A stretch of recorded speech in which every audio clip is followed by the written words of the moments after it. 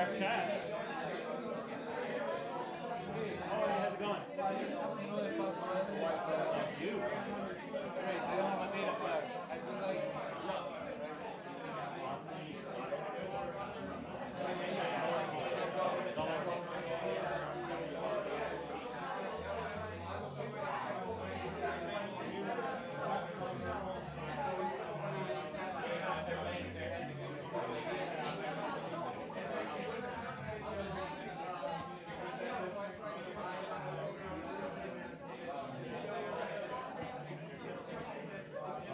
oh, you can hear me. Cool.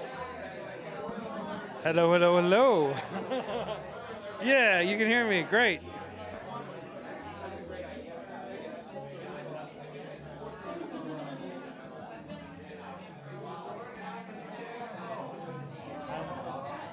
Yeah, I have no problem with it. I'm going to put it in low power mode too.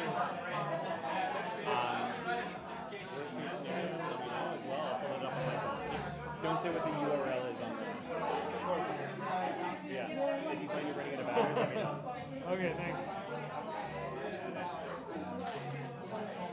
Are you on their Wi-Fi or not? I'm not, but it's okay.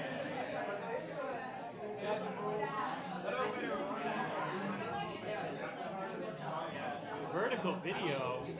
I'm gonna, yeah. Oh. All right. Say hi to Boo.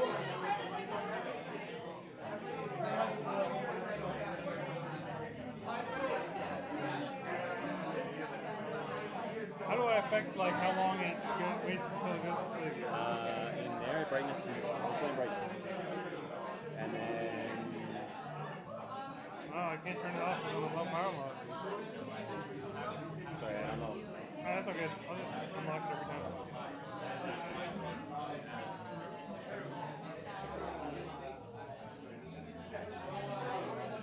I'm ready. Let's do this.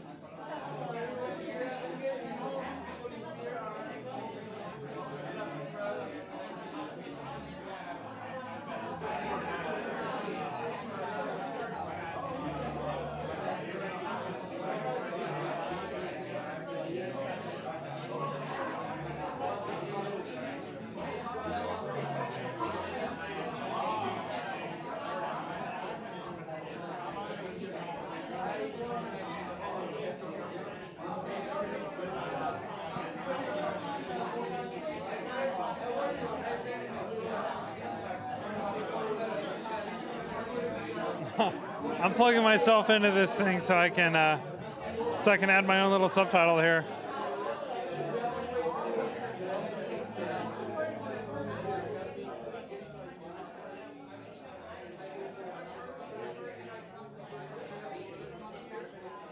All right, that should pop up. Quincy Larson. Yeah, I added. Hey, everybody watching on stream, welcome. We are at the 2018 Top Contributor Party for FreeCodeCamp. Super excited to be here with everybody, and I'm going to be interviewing a lot of these top contributors to the FreeCodeCamp code base and community and all of our infrastructure. So be sure to tell your friends that we're live streaming here if you're just kicking it, having a relaxing Saturday night or Sunday morning, depending on what part of the world you're in. And I am very eager to start talking to all these people. I think before I do any of that, I'm going to address the crowd and welcome everybody. So we'll do that in just a minute.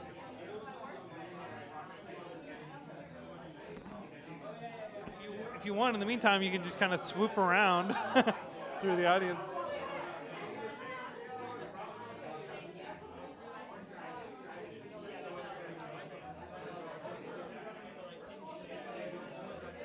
We can check out the space first. We're going to be kind of moving around the whole thing.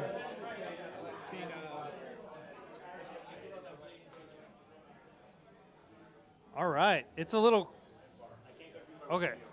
quieter over here, but basically this is the entryway. We're at Rough Draft in Brooklyn, NYC tonight. We're having a good time. Invite only for the top contributor party. We've got lots of beverages and lots of food and lots of exciting people whom I'm excited to talk to in a moment.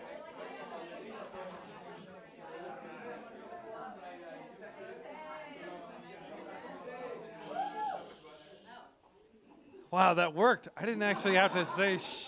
It just worked. So, first of all, everybody say hi to our audience on stream. There are people all around the world who are watching right now, and we are going to probably have a lot more people join us throughout the night and just check in and see, because we've talked a lot about the 2018 Top Contributor Party. I spent so much time laboring over whom to select, and I am very confident that I made the right decisions looking around the room. This is pretty much a who's who of people who have made the FreeCodeCamp community what it is today. And what is the FreeCodeCamp community? All right, thank you, Tony. So FreeCodeCamp is a global community of developers who are helping people in their communities learn to code. We have a ton of free open source learning materials, a ton of Creative Commons learning material. We have a ton of videos on YouTube. We have a ton of articles on Medium. We have a ton of podcast episodes. And we have an incredible curriculum that the entire community has come together and sculpted over the past 3.5 years. And everything is completely free and open source. FreeCodeCamp itself is now a 501c3 nonprofit, which means that we're tax exempt, and any donations to FreeCodeCamp are tax deductible. If you happen to have like an employee matching thing at your office or something, keep that in mind. Or if you just happen to have like a killer year and you don't want your tax liabilities to be too big. So, but we're doing a lot of exciting things with the donations from our community. We're powering servers that right now, if I were to look, there'd probably be 400 or 500 people using the core learning platform, even Saturday night. We have millions of people using FreeCodeCamp every month. All around the world. We have a ton of people in India. We have a ton of people in Nigeria, Bangladesh. China has more than 100,000 active campers. And then here in the US, of course, Europe, Latin America, Central America, all over the world. Africa, even Australia, where I was last month. And Australians are the most chilled people, I have to say. So we have a lot of people from all around the world here tonight, and I am going to try to talk to every single one of you live on stream if you're cool with it, and just talk a little bit about how you got involved in FreeCodeCamp, what you're interested in doing in the coming year, what your own personal goals are for your career, and of course, why you became part of this community. What encouraged you to take your scarce free time and turn around and invest it into an open source project aimed at helping increase technology literacy. So I'm very excited to talk with all of you. Just to give you a quick recap on how FreeCodeCamp is doing, we have recently launched the new curriculum about 2 months ago, and it's been very popular so far. There are a lot of ways we can continue to improve it. It's never going to be finished. It's always going to be a work in progress.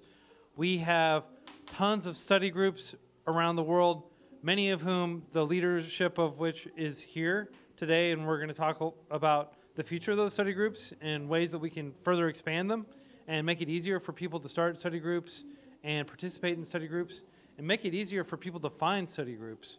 And we're thinking about ways we can take the hundreds of people that are using FreeCodeCamp at any given moment and raise awareness if there's a study group in their city right there on freeCodeCamp.org, just in time. Like, hey, a study group is starting in 6 hours. Would you like to RSVP? And also take the study groups and make them more granular. So you don't have to go, you don't have to commute 30 minutes to get to a study group after work. There's a neighborhood study group, and then there's like a city level study group that meets once a week or once a month. So we'll have a much more granular, spread out, distributed community where people are learning to code in smaller groups and coming together for bigger events. We're working on hackathon tools to make it easier for us to have big online hackathons where everybody can join in and participate wherever they are in the world. Our values are, of course, being completely free, being convenient for for busy people who have kids, who have full-time jobs, who are going to school full-time, who have elderly parents they're taking care of, all kinds of people who are all kinds of busy. And we want to be a resource that acknowledges it's 2018, people are busier than ever. There's no sign of people being less busy in the near future. We want to make it so it's convenient for all of you to sit down and get in 30 minutes of coding a day, an hour of coding a day, maybe just do a long weekend where you build up an app over the course of several hours. We want to be here for you all so you can continue to expand your skills throughout your career as you progress and as you transition from field to field and as you get more and more technical over time. So thank you again, everyone, for joining me. I think at this point, if it's cool, I'd like to pass the microphone around and have everyone briefly introduce themselves to everybody else. And I think the way we can do this is your name, where you're from, and what your near-term goals are. If you have a goal like you want to take your study group and have it be from, instead of once a month, have it be once a week.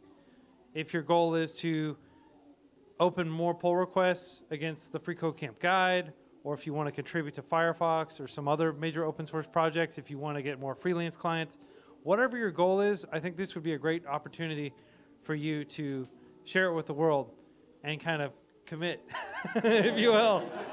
No pressure. And if you don't have a goal, if your goal is just to continue doing more of this, what you're doing, fantastic. You can just say so. And if you don't want to be on stream, just let me know, just kind of like, and walk over toward a corner where you won't be on stream.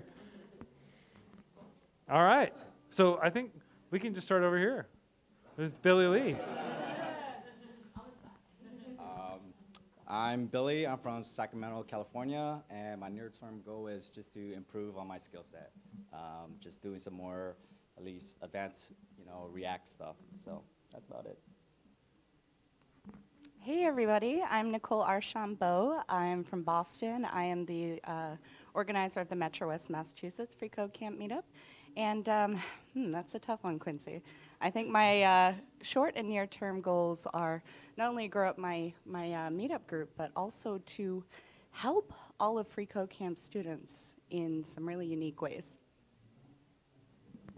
Hello, I'm Selik. I'm from Lima, Peru, and I actually organize meetups over there in South America, and my short and medium-term goals are organizing more meetups, making them on a weekly basis, and making different,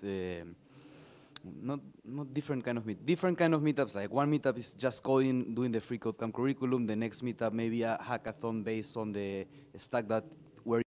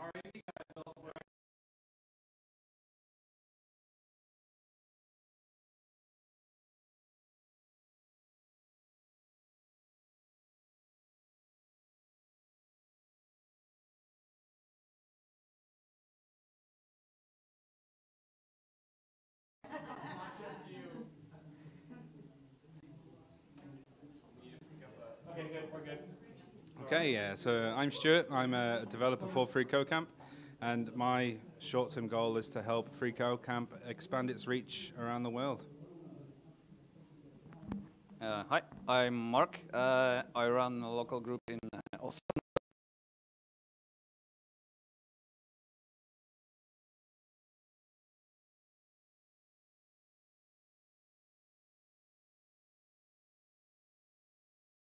in the meantime. Yeah, and I promise not everything we're going to be doing here is to cater to the stream.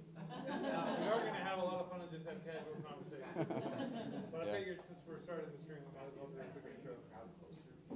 Possibly, but it shouldn't be a difference. Like it should, I should be able to do. Sorry, go ahead. Is it on? No? Okay, so once again, I'm Mark from Oslo, Norway, and I run local group there with wonderful people there. And we are preparing now for our second hackathon because we just finished our first one. So we are getting excited about it. Yeah, thanks. So I'm Bill Sarur from Ottawa, Canada. And yeah, Canada. And the short-term goal is just continue mentoring and helping as many devs as I can through articles on the freeCodeCamp blog and through my newsletter, etc. And probably soon-ish build an online course to help people even more. So that's the plan. Thanks. Hello, I am George from Tokyo, Japan. I am an organizer of the TGI freeCodeCamp.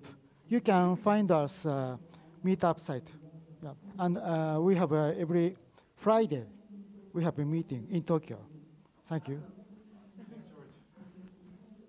Hi, I'm Chim from Colombo, Sri Lanka. Currently, I'm working with a skill registration platform using blockchain. So my short-term goal, I'm wondering whether we could register skills and the certificates making freeCodeCamp in this particular platform. So that's what I'm working on right now. Thank you. Hi, I'm Michael Semko. I'm from New York, and I run a freeCodeCamp meetup group here on 2 days a week. And as far as short-term goals go, it's really hard to say because there's many conflicting ones and they keep overlapping with each other. But one of the ones that popped into my head right now is I would like to do more targeted talks on different specific things like filling gaps in knowledge.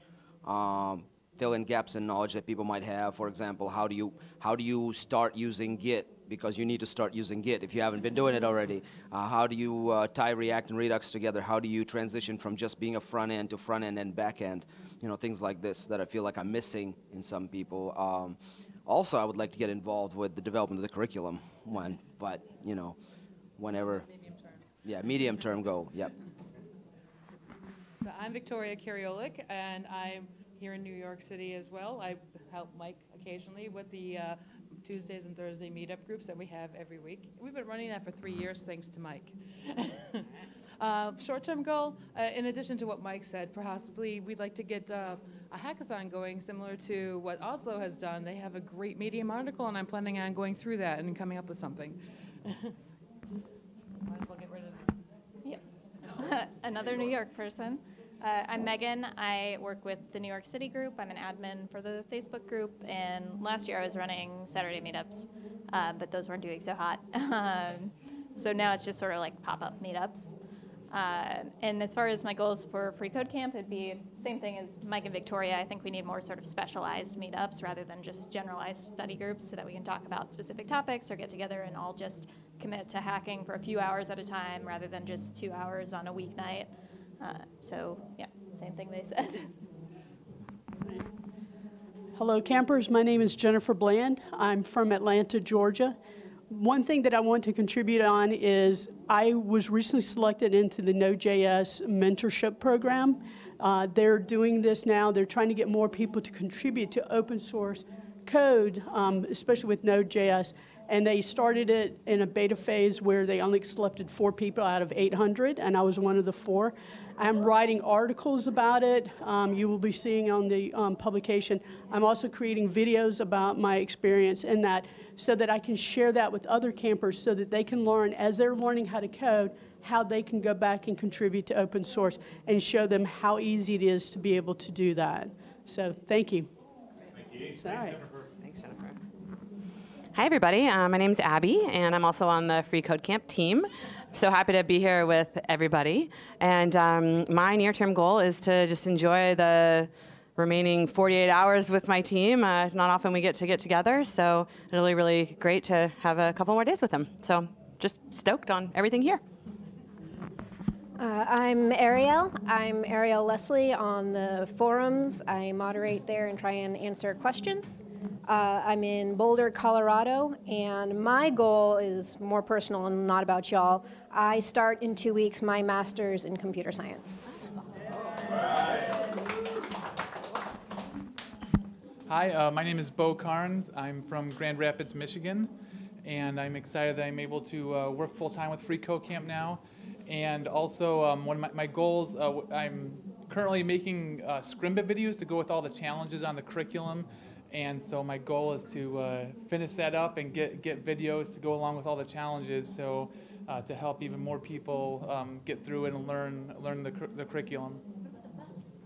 And also, my second goal is that my goal is to convert a school bus into an RV.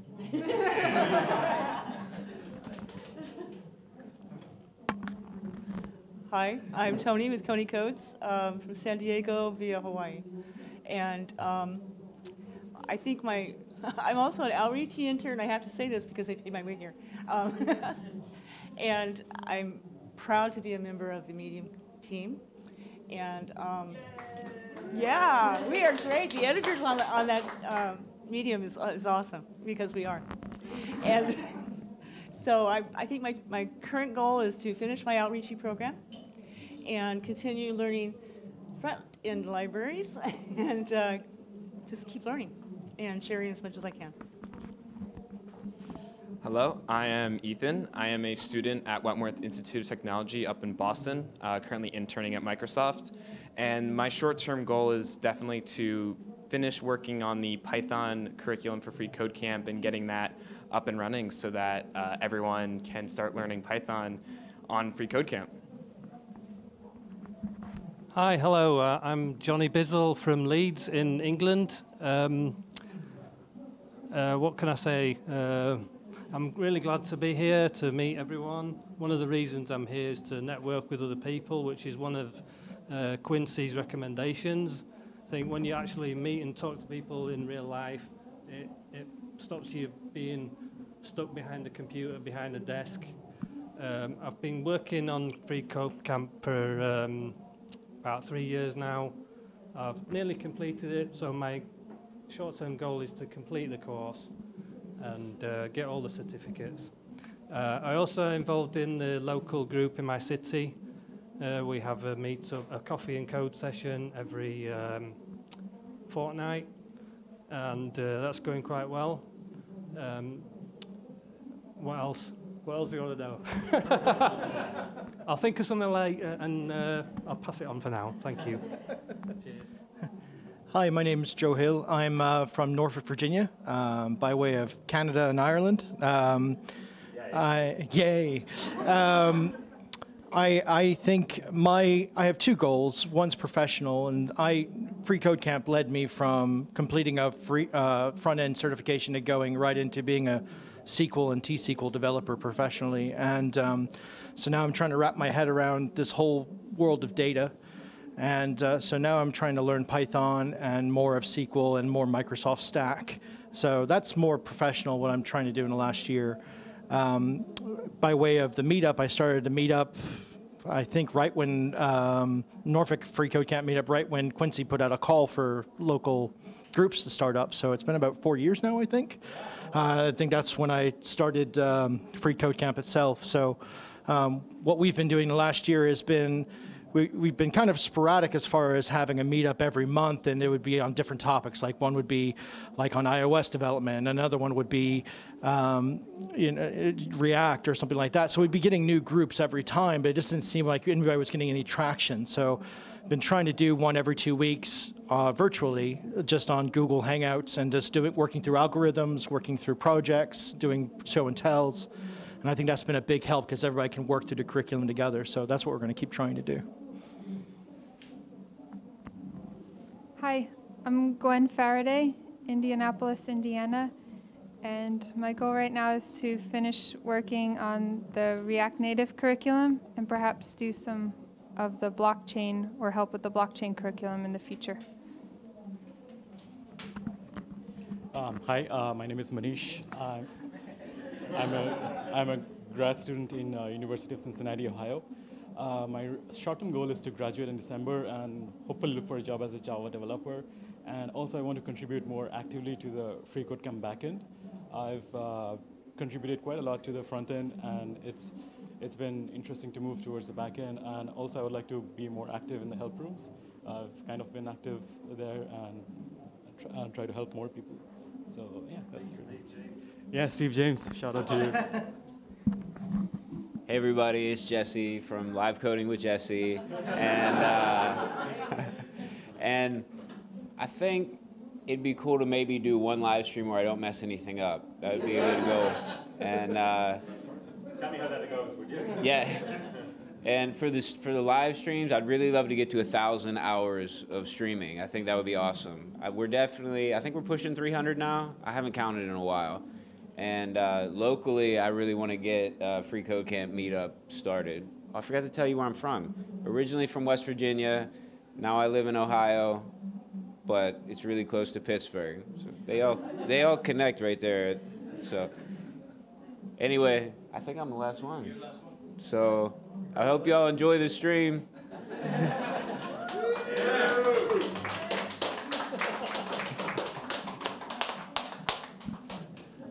All right, everyone. Well, yeah. Oh, yeah. We should. All right. How do you hold this thing? Okay. Thanks, Stuart.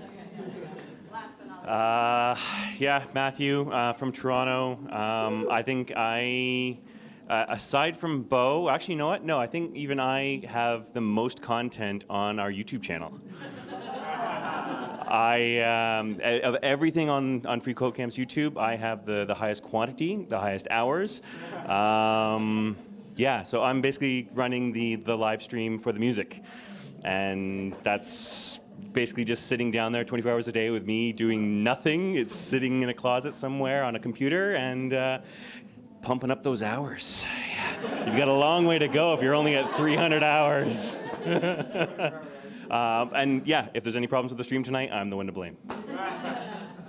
Hey, thank you so much, everybody. Huge round of applause for everybody who came all the way out to New York City. Yeah.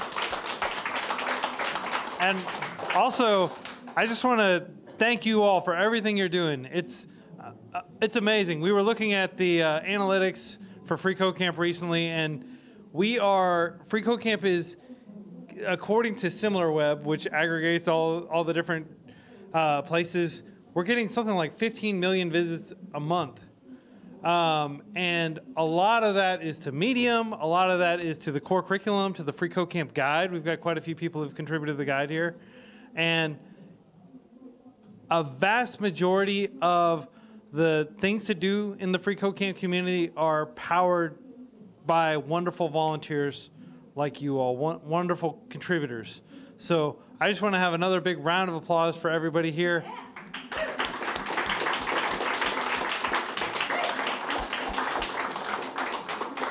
And I also want to have a round of applause for all the FreeCodeCamp contributors who couldn't fly out to New York City. I totally understand it's expensive to fly out and get a hotel in New York City. And all the contributors all the 2018 top contributors who are going to be at the Dublin event next month and the Hong Kong event in November. So we're very excited. We just confirmed the date of the Dublin event. It's going to be on September 22nd in downtown Dublin at a very nice co-working space, just like this very nice co-working space, the Rough Draft. And it's going to be a ton of fun. And everybody who's watching who has contributed to FreeCodeCamp or who's considering contributing to FreeCodeCamp, I just want to encourage you to do so you can be in the same room with these amazing people. It's such an electrifying feeling being here. So I think at this point, it's worth pointing out that we have a ton of really good catered food over here. Eat all the food. We also have tons of soda and wine and beer if you're 21 or older. And we're going to be hanging out here until about 10. And then if anybody still feels energy, we might go to a nearby dessert place or cafe or bar or someplace that we can still talk. It's not terribly loud. But if anybody's up for that, I mean, if you flew all the way out from Peru or, you know, from Oslo or all these far-flung parts of the world, very far from New York City, you should absolutely, get the most of this. And tomorrow, as promised, there will be a fun run. We're going to run both across the Brooklyn Bridge and the Manhattan Bridge. So it's about 10K. We can totally have like a walking or walk-run division as well. And anybody who wants can kick it at the cafe where we're starting and ending, and we'll just chill out afterwards. So we've got an entire weekend of fun, relaxing things for you all to do. If you haven't made it to the World Trade Center Memorial, it's amazing. It's pretty new. I hadn't seen it before, but we went there yesterday, and it was just the most solemn, kind of humbling experience, this memorial. So it's definitely worth checking out while you're here in Manhattan if you haven't been there. And so at this point, feel free to just shake your neighbor's hand. We have a little badge game. Find somebody who has a badge that's the same color as you and give them a high five. And yes, there are more than one color. It was a random draw, and a lot of people got blue. All right. People were asking when is the Python starting. Oh, so we'll talk with. If you're wondering about Python, we've got some updates on that. We just published an amazing 4.5-hour video, which you can check out. It's like a total Python tutorial with code samples and everything. That's on our channel. You can watch that after you watch the stream, or you can watch it right now if you want. Just watch it concurrently. And we will have an announcement about a forthcoming Python curriculum in a little bit, coming from Ethan Arrowwood, who's been working on it for the past few months. So, yeah. Exciting stuff in the pipes. We've got so many exciting things coming up. So stay tuned. We're just going to be hanging out, eating, and I'm going to walk around and interview everybody in a little bit. I think right now we can just let the camera go and let the mic go and relax for a minute.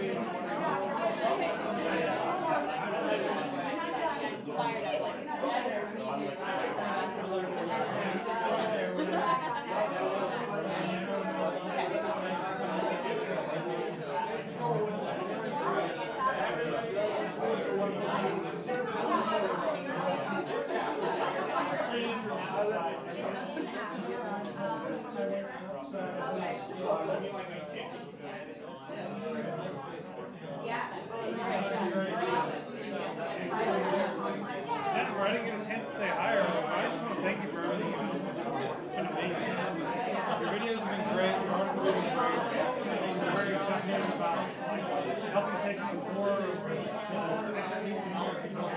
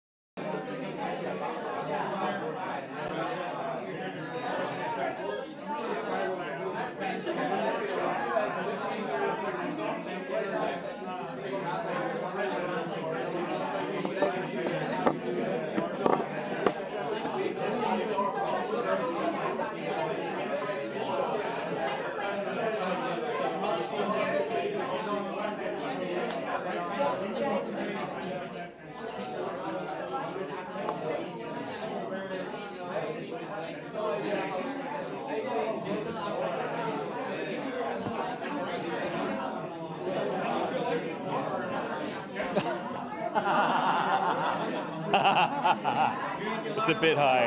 I'll adjust it afterwards as well, but it's, yeah. I'm a bit tall for this, I think. I think I'm a bit tall for sitting in this chair, and I think Quincy's going to be a bit tall as well. What does everybody on the stream think? Is this a good height for me? It's definitely a benefit for you all.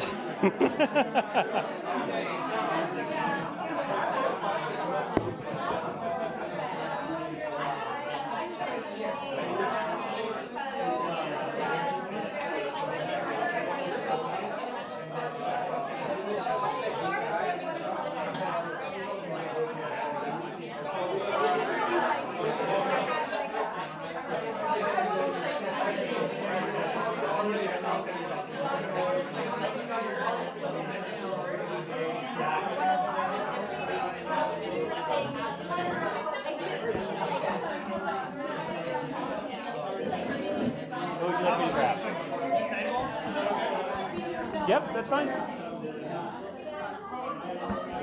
That's for you.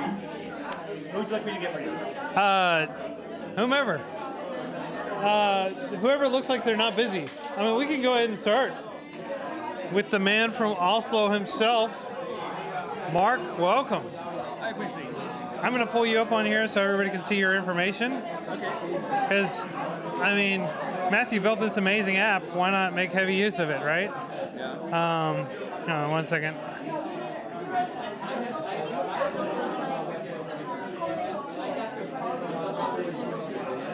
Okay. Pretty cool, huh? Yeah. So I just scroll through here. I find Mark.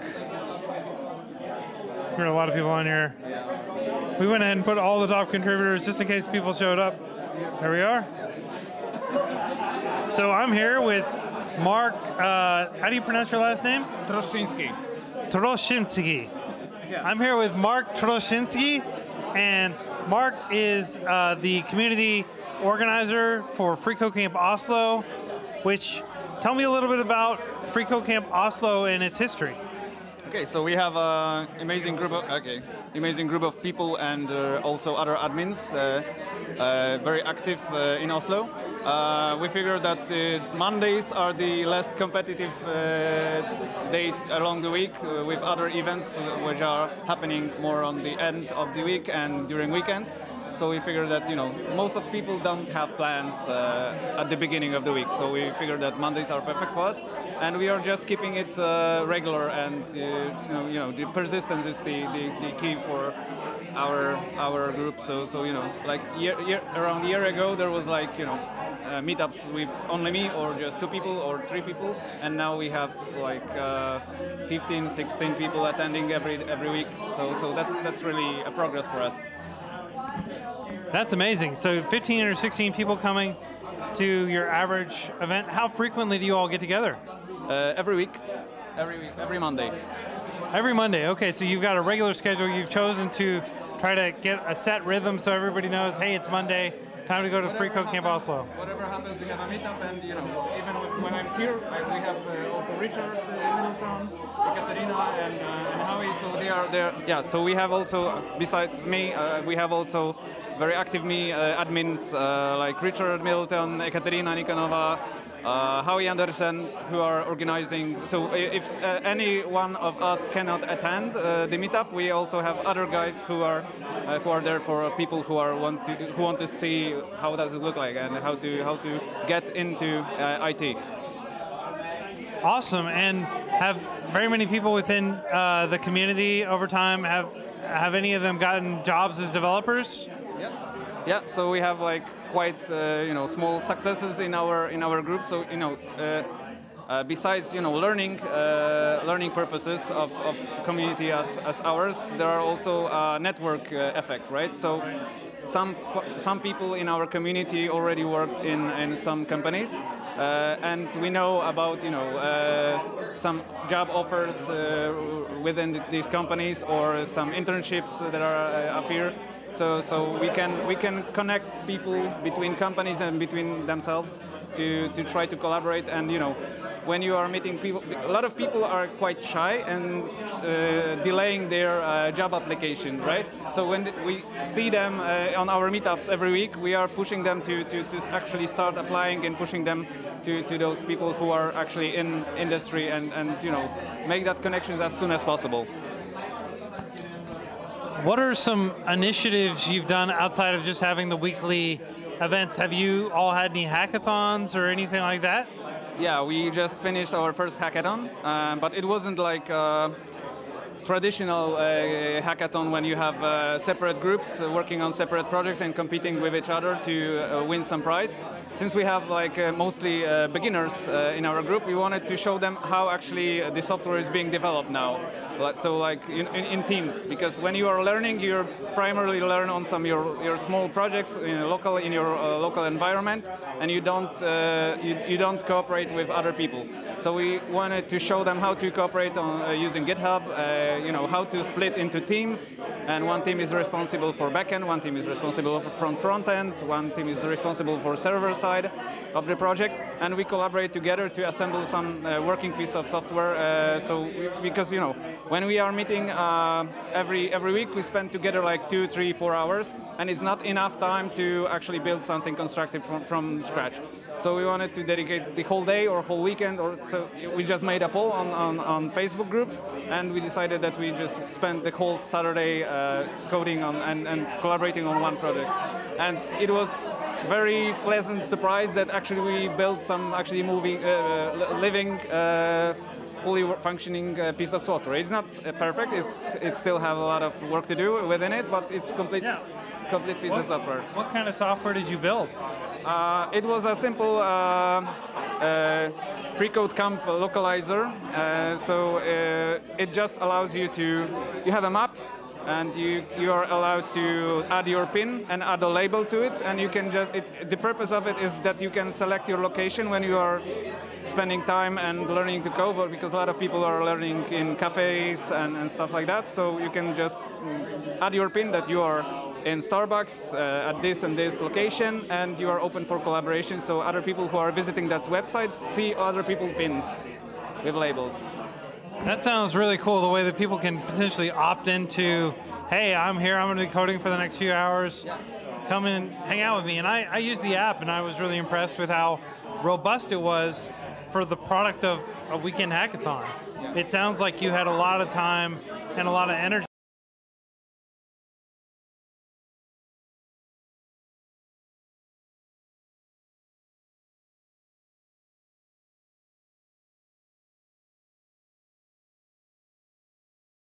Also help other people who are less experienced to help them to get their feet wet, right? So some pair programming was involved because it wasn't like all the participants were working separately.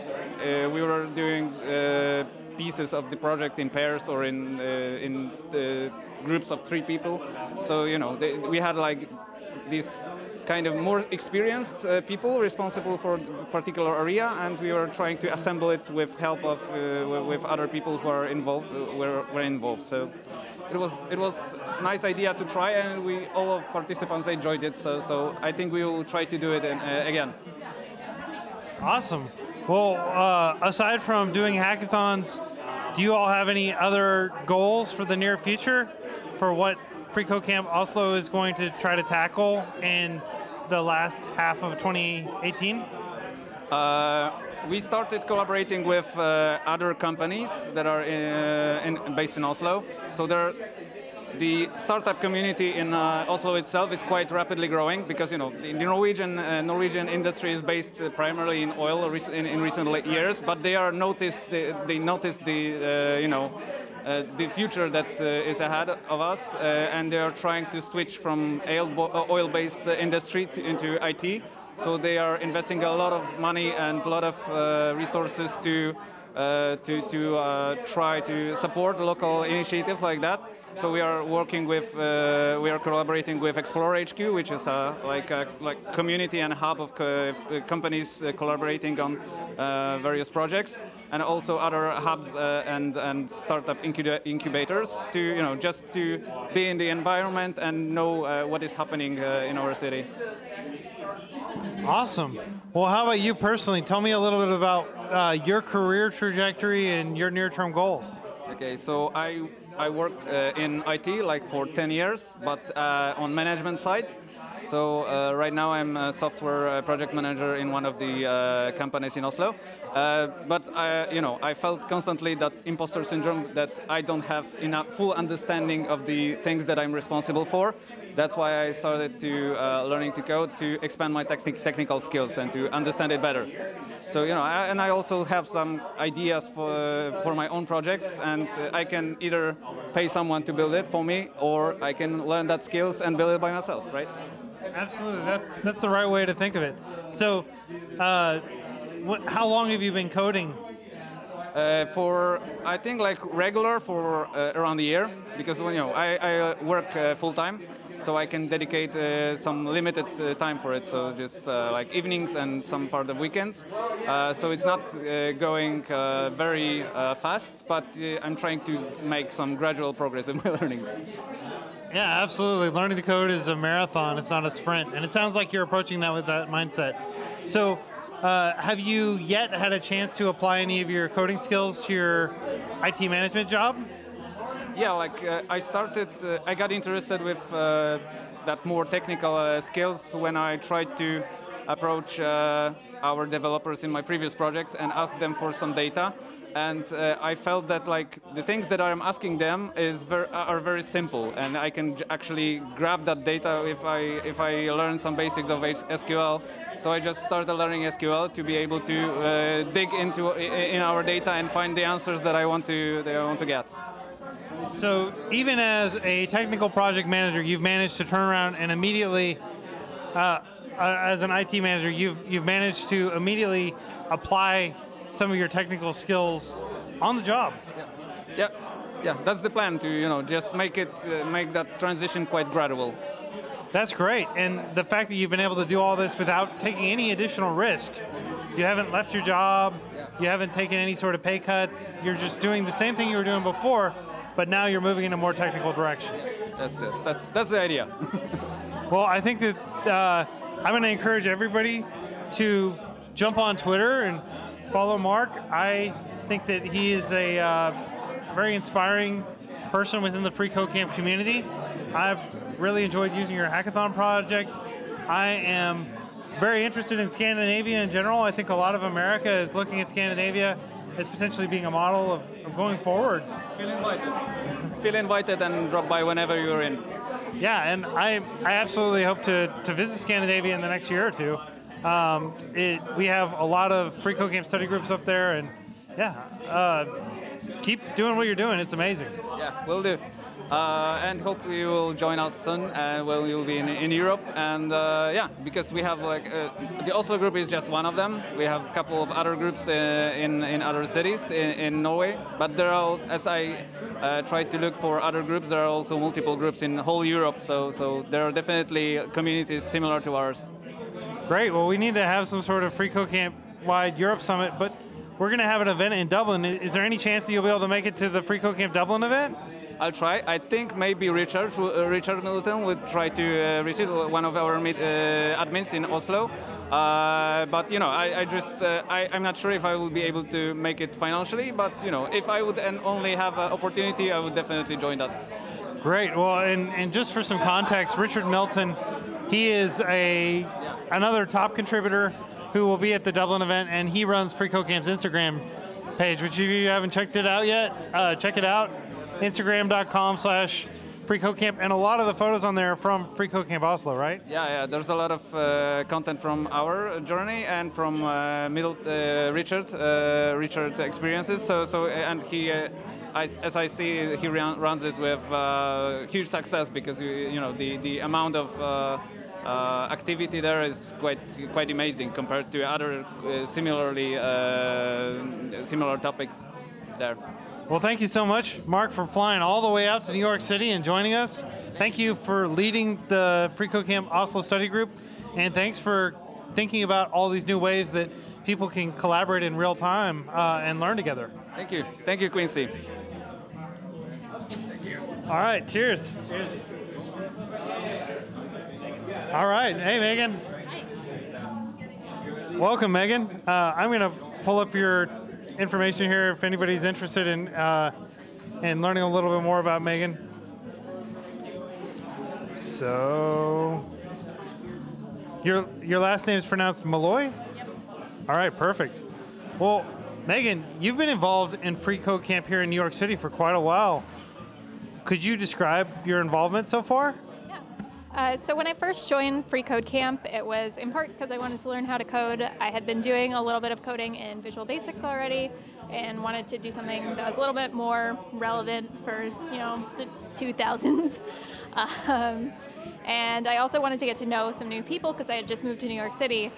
So it seemed like a good way to get some learning as well as get to meet some people. So I started going to the FreeCodeCamp meetups and working through the curriculum. It really helps keep me honest, keep me going through, because every time I go to the meetups, everybody wants to check on you and see how far have you gotten. And if you're still doing the same project you were doing 2 weeks ago, it feels a little bad to say that to other people. So it's a good way to make sure that I was making progress and as well as get help from other people. And then as I got more and more confident, also helped to go and to talk to other people who are working through the same challenges and then have to explain the process to them as well and really solidify that knowledge. So that's how I got sort of first involved in the meetups. I was just going as a student.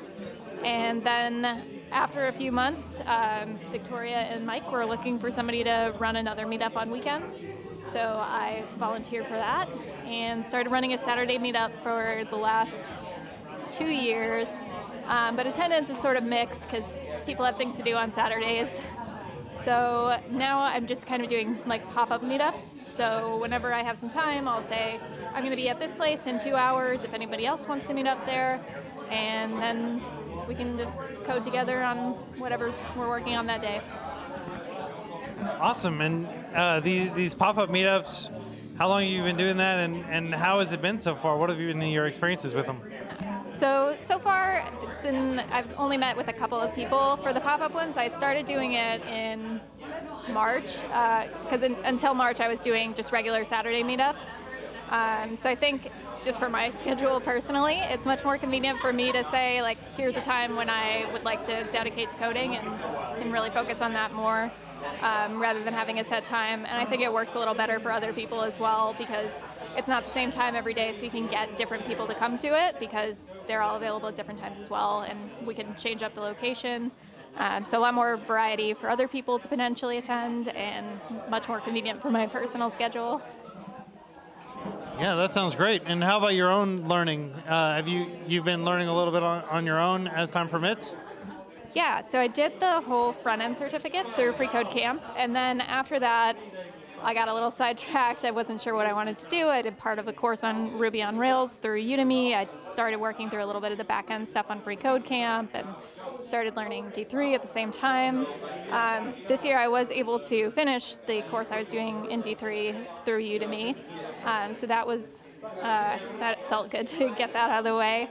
And now at this point I'm sort of trying to decide on exactly what I want to learn, because I've been sort of learning a little bit of different things, still working with a little bit of D3. I picked up a book on data science, so I really need to get focused still, but definitely a lot more learning to be had. Yeah, and so learning data visualization, you're learning a little bit about data science. Do you think that's the direction you might be interested in going? Yeah, so right now I'm a data analyst, so it's sort of related to my current career, and I think ultimately I'd like to do something more like data journalism, like the stuff that 538 does, where you can have interactive visualizations as well as some research backing it up and telling a story using data. Okay, and for people who are watching and they're interested in finding like a really good data visualization that's really impressive and kind of highlights the power of data journalism, which is still pretty nascent. I've been looking at some amazing stuff coming out of the New York Times, which is where D3 was created by Mike Bostock. What would be a good data journalism piece that they could Google that they might be able to get a better feel for the field from? So a lot of the stuff that 538 does is really great, and their election stuff, they have some interactive articles. I think the New York Times runs the Upshot, which is more data journalism focused.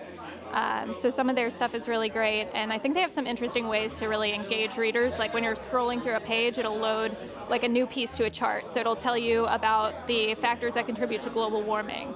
And you'll see like, here's carbon emissions from cars. And then you scroll down the page and you're reading about carbon emissions from cars, and then this other layer of the chart pops in and it's like airplanes. And they tell you about airplanes. So really sort of engaging the reader with some animation and in the chart as you go through the page. Awesome. Well, our data visualization section on FreeCodeCamp is still pretty rough. We have a lot of information on using D3 and SVG and stuff like that, but I think in terms of applied data visualization as a skill and some basic principles that people should apply when they're trying to build visualizations, that is definitely ripe for expansion. So if you're interested in finding an area of FreeCodeCamp that you could potentially contribute to in the future, certainly the curriculum would benefit from your passion in that field. You're currently working as a data analyst, you said, and a lot of people are kind of confused about the difference between doing data analysis and doing actual data science. How would you describe the difference between the two fields as far as you understand them? So in my experience, I think data science is a little bit more on the back end, doing a lot of calculations, math, and writing up algorithms to try to segment an audience or something along those lines. And data analysis is, here's all this data you have in front of us, now tell us what this means to a human person. And then in my personal experience, it's been more like a business analysis. So if you're looking at stats for different marketing campaigns, how do you relatively compare how well each one did and whether you should continue that campaign?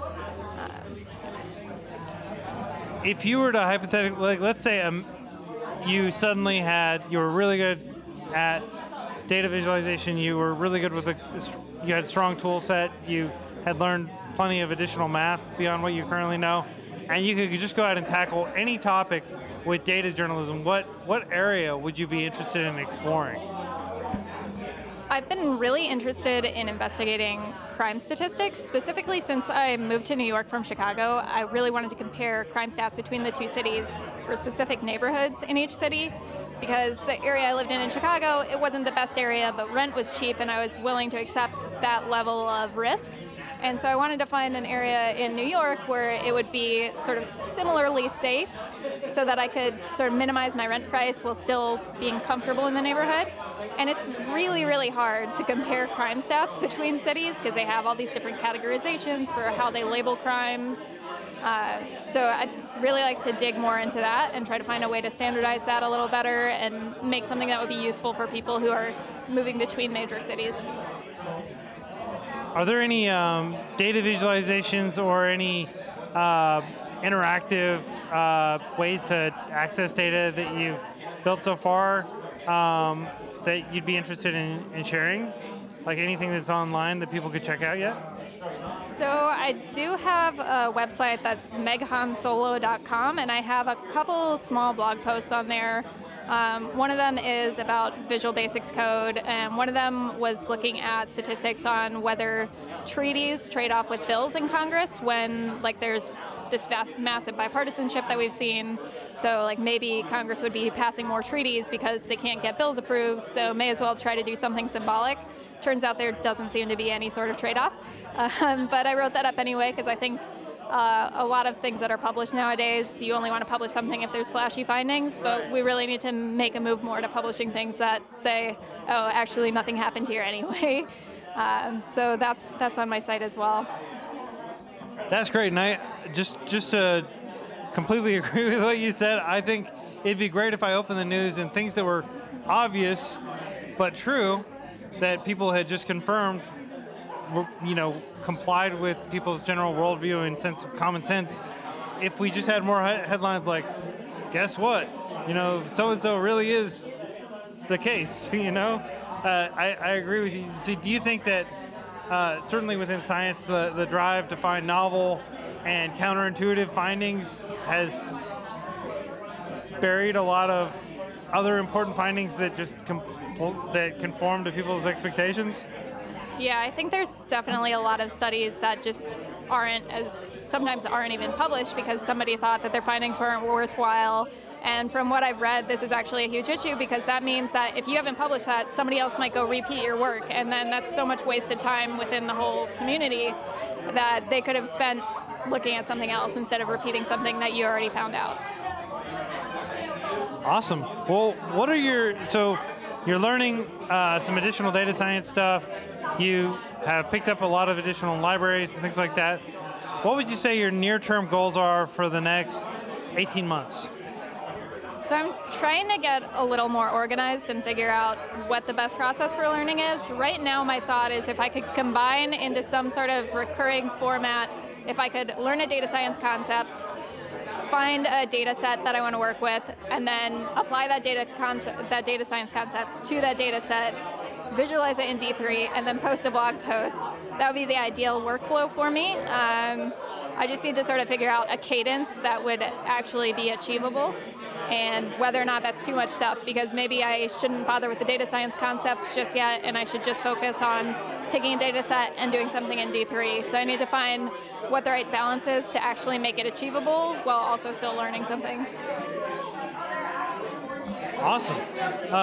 As far as freeCodeCamp New York City and your efforts there, first of all, thank you so much for your years of taking the time to help people in the community learn to code and bringing them together. What are your ambitions on that front? Do you have any ideas for how we could make the freeCodeCamp New York City more cohesive or get people coming out more regularly? So I think one of the things we've been talking about for a while is having more sort of specialized meetups. So we would have a certain topic that we're addressing, like Mike mentioned, using Git, or if we could have a hackathon, like Victoria mentioned, something like that, where there's a specific task at hand. I think that would probably garner a little bit more response. I think we also need to work on reaching out through different channels, because right now we're pretty much only posting things on Facebook, and I know there's a lot of people in the freeCodeCamp community who aren't on Facebook. So we need to sort of figure out where are those people, how can we communicate with them. Yeah.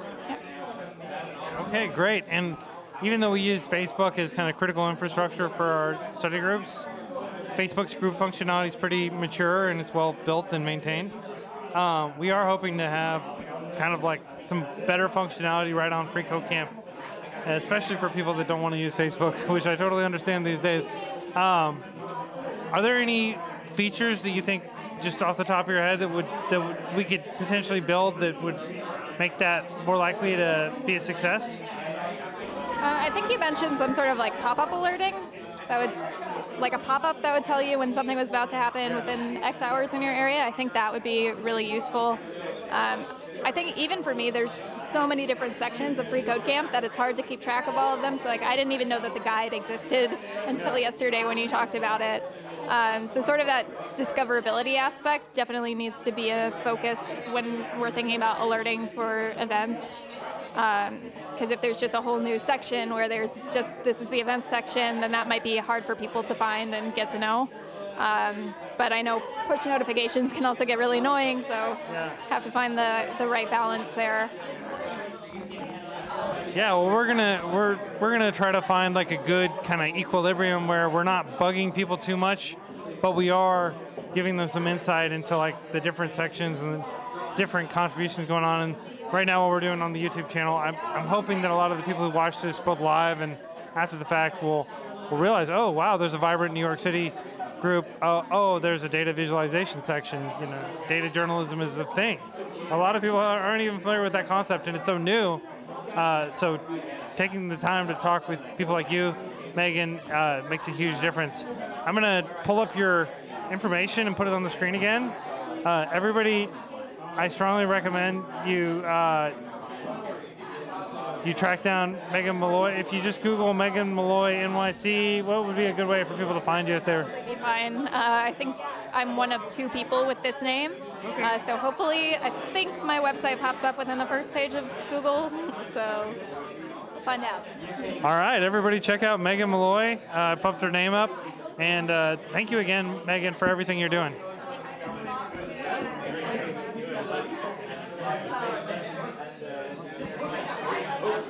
Nice. No, we're good. Anything? We're just going to wait for one person to get Yeah, absolutely. Greg's here. Welcome. Yeah, I'll do Ethan first. Yeah. Welcome. Have a seat, man. Cool. Is the sound coming through? It's pretty loud. Coming through amazingly. Okay, perfect. Just doing a quick check. How's the audio? Hey, how's the audio, everybody? Just message in the chat if the audio is good. You can wait until the screen comes up. Okay, cool.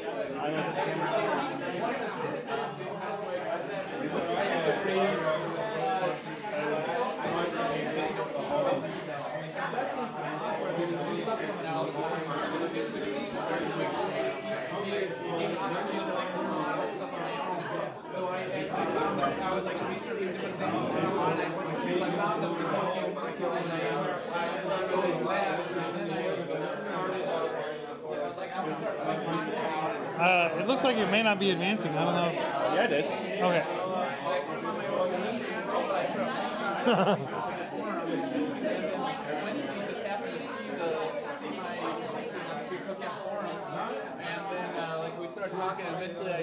Thanks again, man. Awesome. Thank you for confirming that, everybody watching around the world. So, I'm here with a very special contributor. I'm going to pull your name up just so everybody can see your Twitter handle and everything.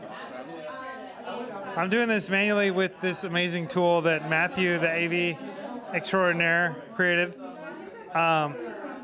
Ethan Arrowwood, welcome to the live stream. And you hail from Boston. You are a student there, an undergraduate student? Yes. Yes, undergrad student at Wentworth Institute of Technology. Awesome, man. Tell us a little bit about currently you're an intern? Yes. And yeah, tell us a little bit about it. Yes, so I am an intern at Microsoft in Cambridge. I am on the commercial software engineering team, and it's an incredible opportunity and a very unique internship. So rather than working on a specific product or a specific service that Microsoft offers, such as Azure or Office, I work in this like almost a hackathon kind of way where we work with some of the top Azure clients, and if they have any sort of data sets they want analyzed or worked on, or they have problems they want solutions to, or new applications, Microsoft will assemble a crew of developers from the CSE team, and we go out and we build something really cool with them for a week or 2 weeks, and then when we're all done, we hand it off to them, we show them how to use it, we provide documentation, and a lot of what we do right gets open sourced, or at least we talk about it, we write blog posts about it. I'm based in Cambridge, like I said, but I actually was here in New York this past week at the New York office working on a very incredible project, doing some Docker and Kubernetes, as well as some React code. And it's been the best internship I could have ever asked for. Awesome. Well, how did you get the internship? Yeah. So, Twitter, actually. I love tweeting about tech, freeCodeCamp especially, and contributing to open source was what really caught the eye of my now manager.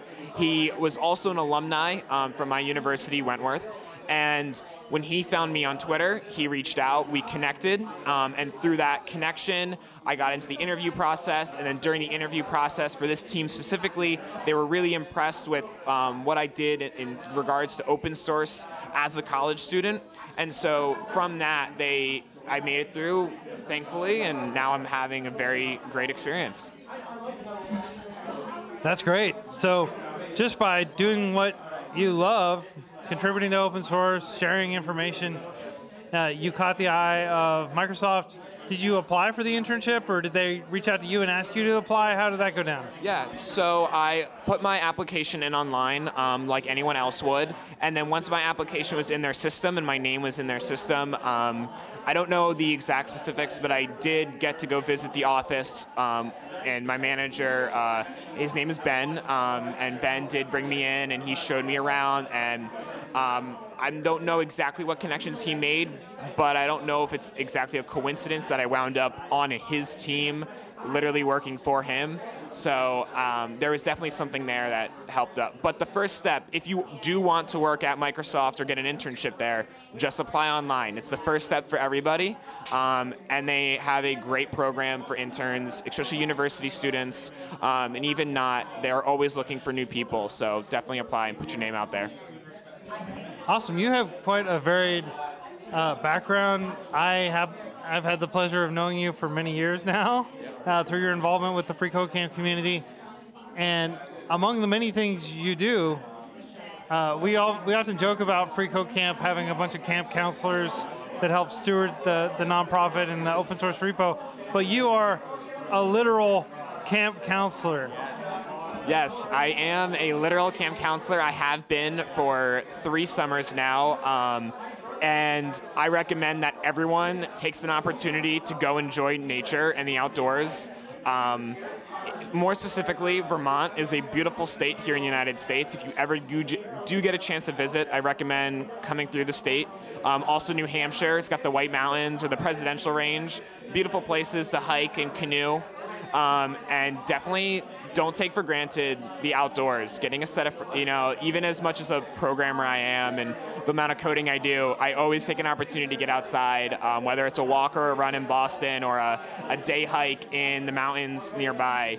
It's definitely a thing. And also, summer camp. Send your kids to summer camp, go to summer camp, maybe apply to become a camp counselor. It's one of the best things you can possibly do, and you'll learn a lot of things, and a lot of things that you can apply to your career, your learning experiences, your learning process. It all comes from camp, so yeah. Awesome. Well, that is quite an endorsement of spending time outdoors and helping kids kind of get their bearings in nature. So thanks for all that you do for the next generation as a camp counselor, and also thanks again for, we're going to take some of the terminology from camping. We're going to create a bunch of badges for freeCodeCamp. We've been meaning to do this from the very beginning. Tenderfoot, the badge or something like that. So I think that there are so many ideas from camping, because camping is a fun communal experience, like contributing to open source. It's not super competitive generally. It's just hanging out, reflecting, and spending time in nature. And and I see a lot of similarities between the pace and the general vibe of camping and learning to code. Very true. So, on the subject of learning the code, you have created a number of videos for the FreeCodeCamp YouTube channel, which have done very well, and lots of people have benefited from them and said positive things about them. You've also written some articles, the Medium publication, and now you're embarking on the biggest adventure yet in your FreeCodeCamp contributorship. Why don't you tell us a little bit about that? I can't wait. All right, so my biggest adventure yet is the Python curriculum. It has been it's been an idea since the beginning, but it became more into a fruition about a year ago. We tried, it kind of fizzled out, but we made some great, foundational progress. And then this year, due to, I forget who it was, but there was some incredible Python curriculum that was uploaded on the YouTube channel. And because of the attention from that, we realized the FreeCodeCamp community really wants Python and wants a in-browser experience just like they currently have for JavaScript and all the other web tech things. So, right now, I am working on the Learn platform, a fork of Learn, and making it so it can support Python in the browser, just like you would how you currently run.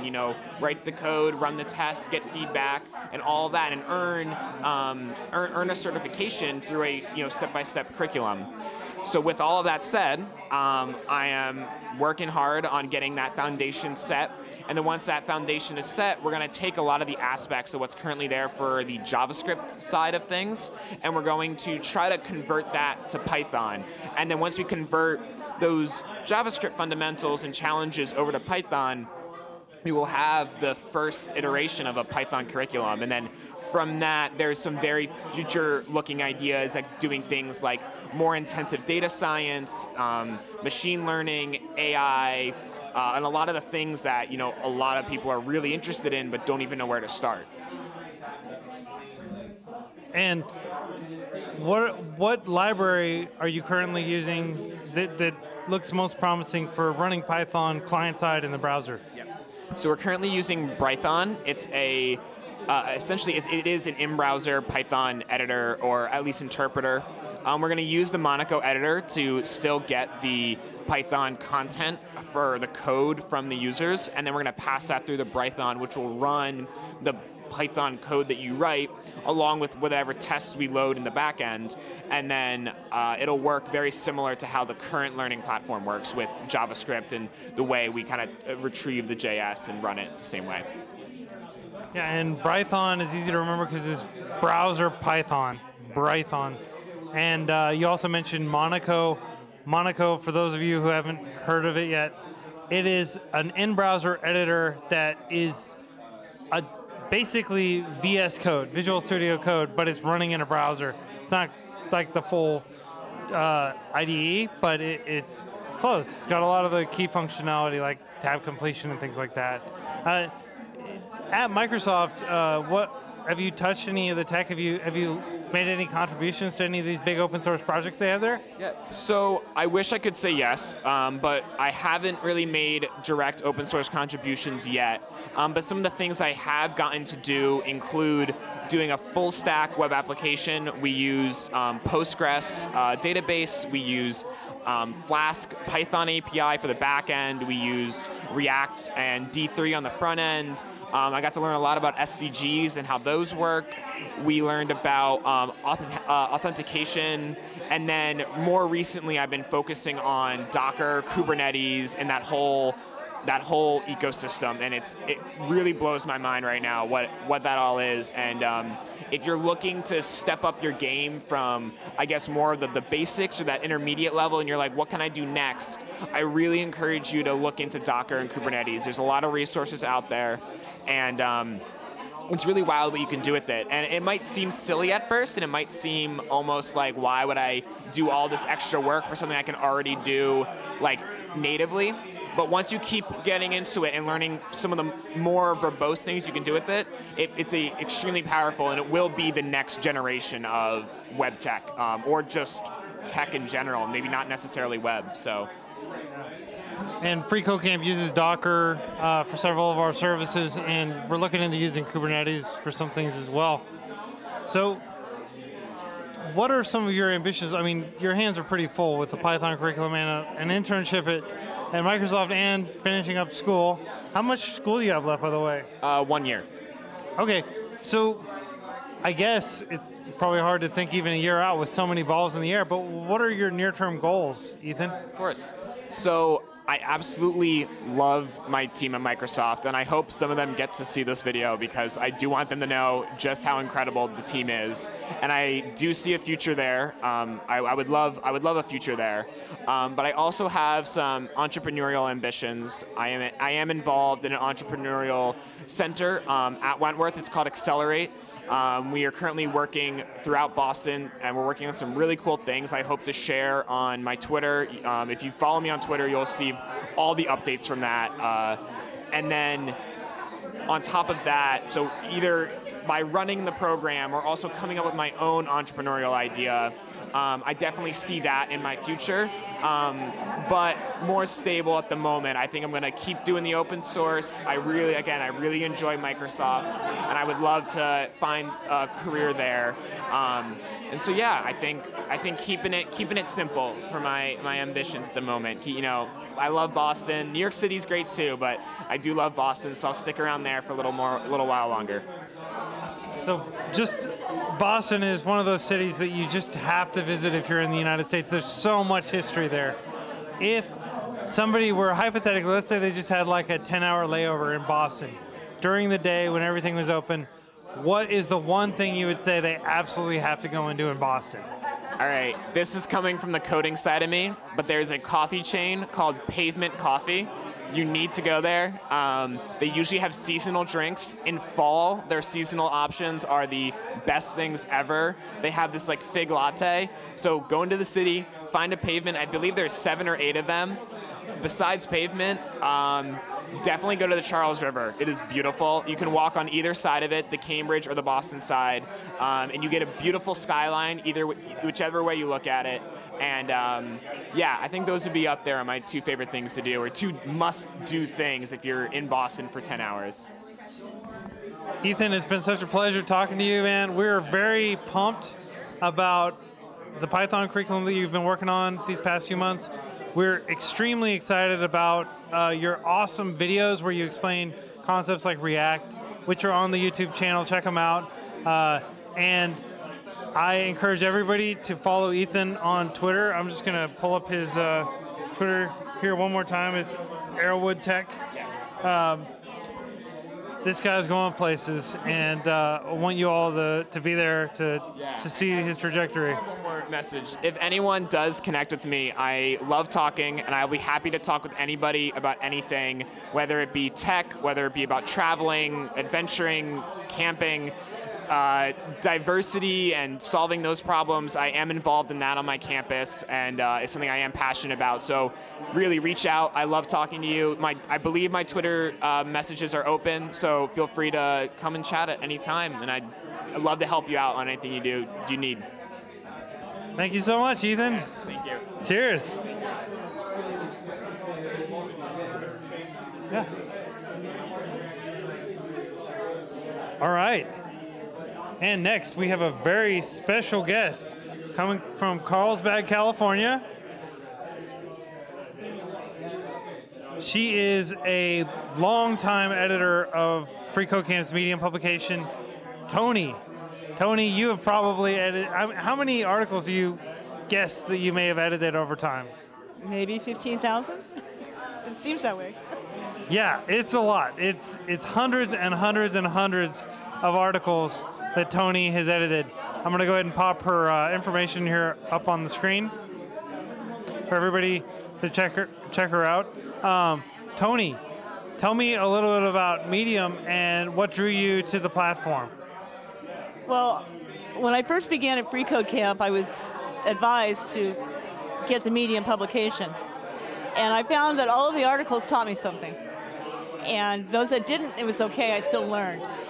So when I was given the opportunity to edit for some of my favorite authors, I just had to go for it. And I'm glad I did, because I'm always learning. Yeah, and that passion for learning that's followed you through life. Give us a little bit about your background and what made you such a lifelong learner and so curious about all these different topics. Well, I've been wanting to code since I first learned that it existed. I have been self-taught over the years, but I didn't have a real curriculum to go with, which is why I love FreeCode. So I have some good teachers who have helped me learn, but there were still things I wanted to continue to do. I have found that as myself as a teenager, I did not believe in myself. And so when I was teaching the SAT classes, I was able to encourage the students to learn and to go to the college of their choice. And that reminded me that I should be doing the same thing. And so anything that I can do to make the world better, the teens better, and myself, I think it's just great. And the fact that FreeCodeCamp in the article I read was helping nonprofit organizations was just an added bonus. So here I am. You're somebody who has lived a lot of places. In fact, I think you live in 2 different places. You live in both Honolulu and Carlsbad, which, if you're not familiar with California geography, it's just north of San Diego. Is that correct? Yes. Yeah. So what's it like traveling a lot and bouncing back and forth between those locations? You just flew across the U.S. to come to New York City. Well, I don't think I'll do that one again. It was a long journey. I love Honolulu, and someday I'm going home. Carlsbad is good to us, and as long as my husband's happy there, we'll stay there. But we both have our reasons for where we like to live, and as far as the travel itself, it's not as much fun as it used to be, but I still enjoy seeing new places and meeting new people. And tell me a little bit about your husband. Is he watching right now? I hope so. He said he would. He's great. He's an LMS administrator, corporate trainer, and designer for LMS systems. He also believes in higher education. We went to Honolulu because he wanted to go back to school, and I chose University of Hawaii. So he said, okay. Then when he graduated from there, he went to Honolulu HPU, Hawaii Pacific University, got his master's from there, and now he's pursuing his EDD. So higher education is important to both of us. Me, because I never really went to college, and him, because he has and he loves it. Yeah. So that's my hobby. So it sounds like he's quite a learned man. And it sounds like he also knows quite a bit about technology in general. And has that been a big driver for you in continuing your learning about technology? Actually, no. I'm the one who's driving him. He just learned HTML. He had a spell between contracts. So he learned CSS and HTML. Meanwhile, he'd been watching me fight with Simon Says, tic-tac-toe. And so he thought, this is ridiculous. But he was very proud of me every time I did something right. So he needed, for the position he wanted, to know MySQL. So he learned it. And then a new one opened up. Now he's learning JavaScript. So he told me today that he just signed up for FreeCodeCamp as a camper. I think I inspired him this time. That's great.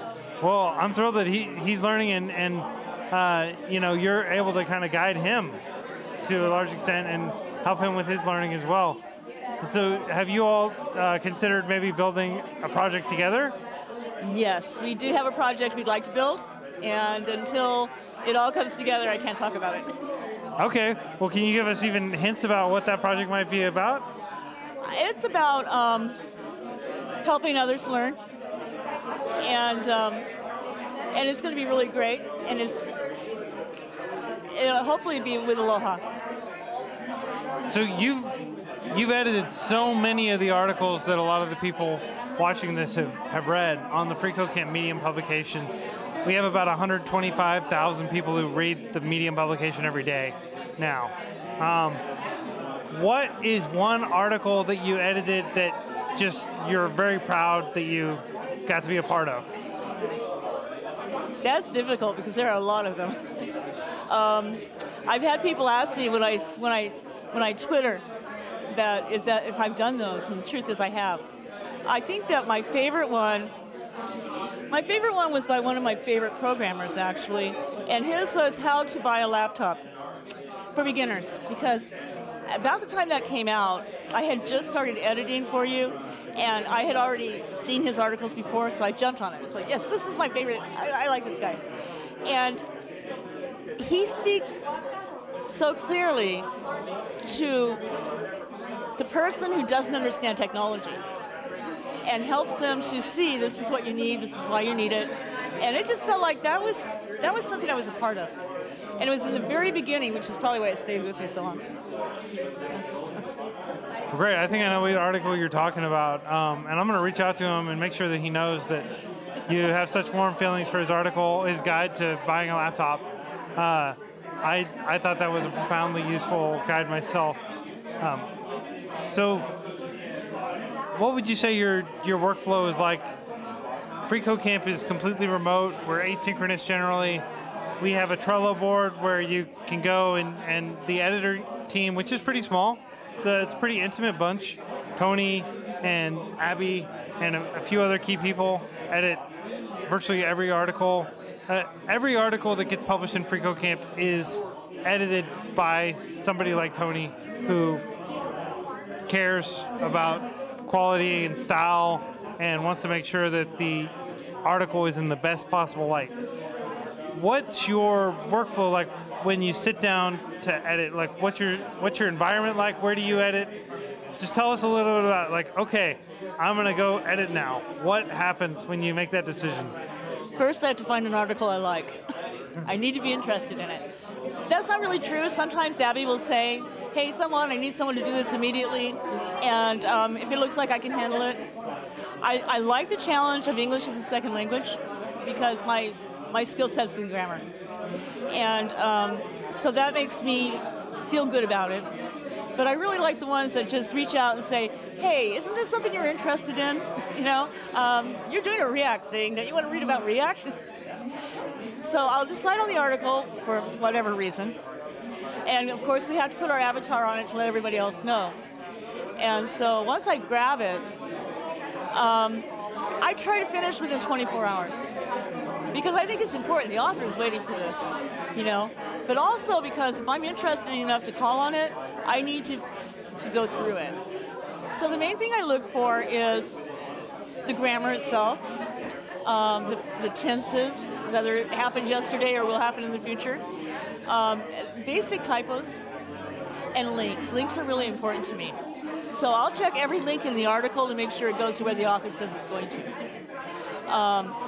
And I'll also make sure that JavaScript is spelled with a capital J and a capital S. That is one that, like, JavaScript with, like, oh, and also GitHub, right? Everybody spells it G-I-T, uppercase G-I-T-H-U-B, or no uppercase at all, right? Right, that's right. It has to be spelled correctly. Node.js I'm still kind of confused about, so. Yeah, I generally do just uppercase node.js, but some people will do node uppercase J, uppercase S. I think AngularJS, that's actually the proper way to do it, is AngularJS, whereas most of the libraries like React.js, you just do a lowercase js at the end. That's sort of the rule I follow too. So after that, I hand it over to Abby, who's our final editor, and hopefully she'll say, yeah, this is great, we publish it, without fixing too many things. Yeah, do you find it helpful to have someone like Abby, like, give you pointers and stuff on your editing? She doesn't actually do that very often anymore. I think that your editor guide that you put out for us, I follow that still. Even I know we're not supposed to, it takes too much time. But it doesn't take too much time if you're doing it right and it's incorporated properly. So I follow your editorial guide. And Abby, fortunately, thinks the same way I do. Yeah, well, if Abby's not, like, pointing out different things, that probably means there's nothing to point out. So I would say that that's a testament to you and expanding your skills as an editor and also getting better at taking our style guide and interpreting it and applying it. Thank you. Thank you. Well, Tony, you are so prolific, and I just want to drive home to everybody who's watching. This is one of the very most prolific editors on the FreeCodeCamp Medium publication. The articles that she's edited have probably reached tens of millions of people at this point. It's a lot of people who are reading these articles and using them to learn to code. So everybody who's watching, I strongly encourage you to follow Tony on Twitter, and also just to look out for her. She writes some articles of her own. Yeah. Tell us a little bit about the most recent article you wrote. I'm an Outreachy intern, and Outreachy.org works with women and underrepresented tech people and places us in internships with a stipend. So they pay my way here, thank you very much. But as a part of the program, I have to blog. I have to write an article every 2 weeks. So I have been on my Outreachy journey since April, and it's about to end, unfortunately, but they say that, you know, it might come, I'll still be able to go forward. But what I've been writing lately is all about Outreachy and all I'm doing in my internship and how I'm learning and how sometimes I'm not. But I'm very proud of it. And I have two of my editors actually edit them, Z and Charlie. They'll go back and forth on who's doing it, but they give me good feedback. Yeah. And of course, Abby always says, give me more information, please. So she's teaching me how to write. That's great. And Outreachy is just a wonderful program, specifically to get a lot more women into technology and provide them with internships. Is it through Mozilla? Is that right? I'm not really sure about that. I do know they have me at LibreHealth doing the EHR documentation. And the reason that I received that internship was because I was an editor on Medium and I used everything I knew. Because this is an editorial. Great. So yet another instance of people who are contributing to FreeCodeCamp who benefit in all kinds of ways while helping the developer community. So, you know, that's a great byproduct of your contribution, that you were able to obtain these fairly competitive and very generous internship programs. Yes. I just want to say one thing. FreeCodeCamp is awesome, but the authors of the Medium Digest are the ones who make it work. So whether you're talking on as a beginner level or an advanced level, send us your articles. We'd love to edit them. Yeah, thank you so much, Tony. You help so many of our writers really shine, especially our non-native English speaker writers. I frequently hear from people that are so grateful that to have somebody who understands, you know, grammar really well and is, you know, has a background in English language and editing and things like that. And so it makes a huge difference. It helps them put their feet forward. People get jobs all the time. They get freelance gigs. They get internships. They start companies around things that they've initially written about on the FreeCodeCamp Medium publication. And a big part of that is because you take the time to really make sure that they are in the best possible light. Well, thank you. Well, they work hard to get there, so the least we can do is make them look good. All right, thank you again, Tony. Have a wonderful evening, and thanks again for flying out here from Carlsbad, California to hang out with us in New York City.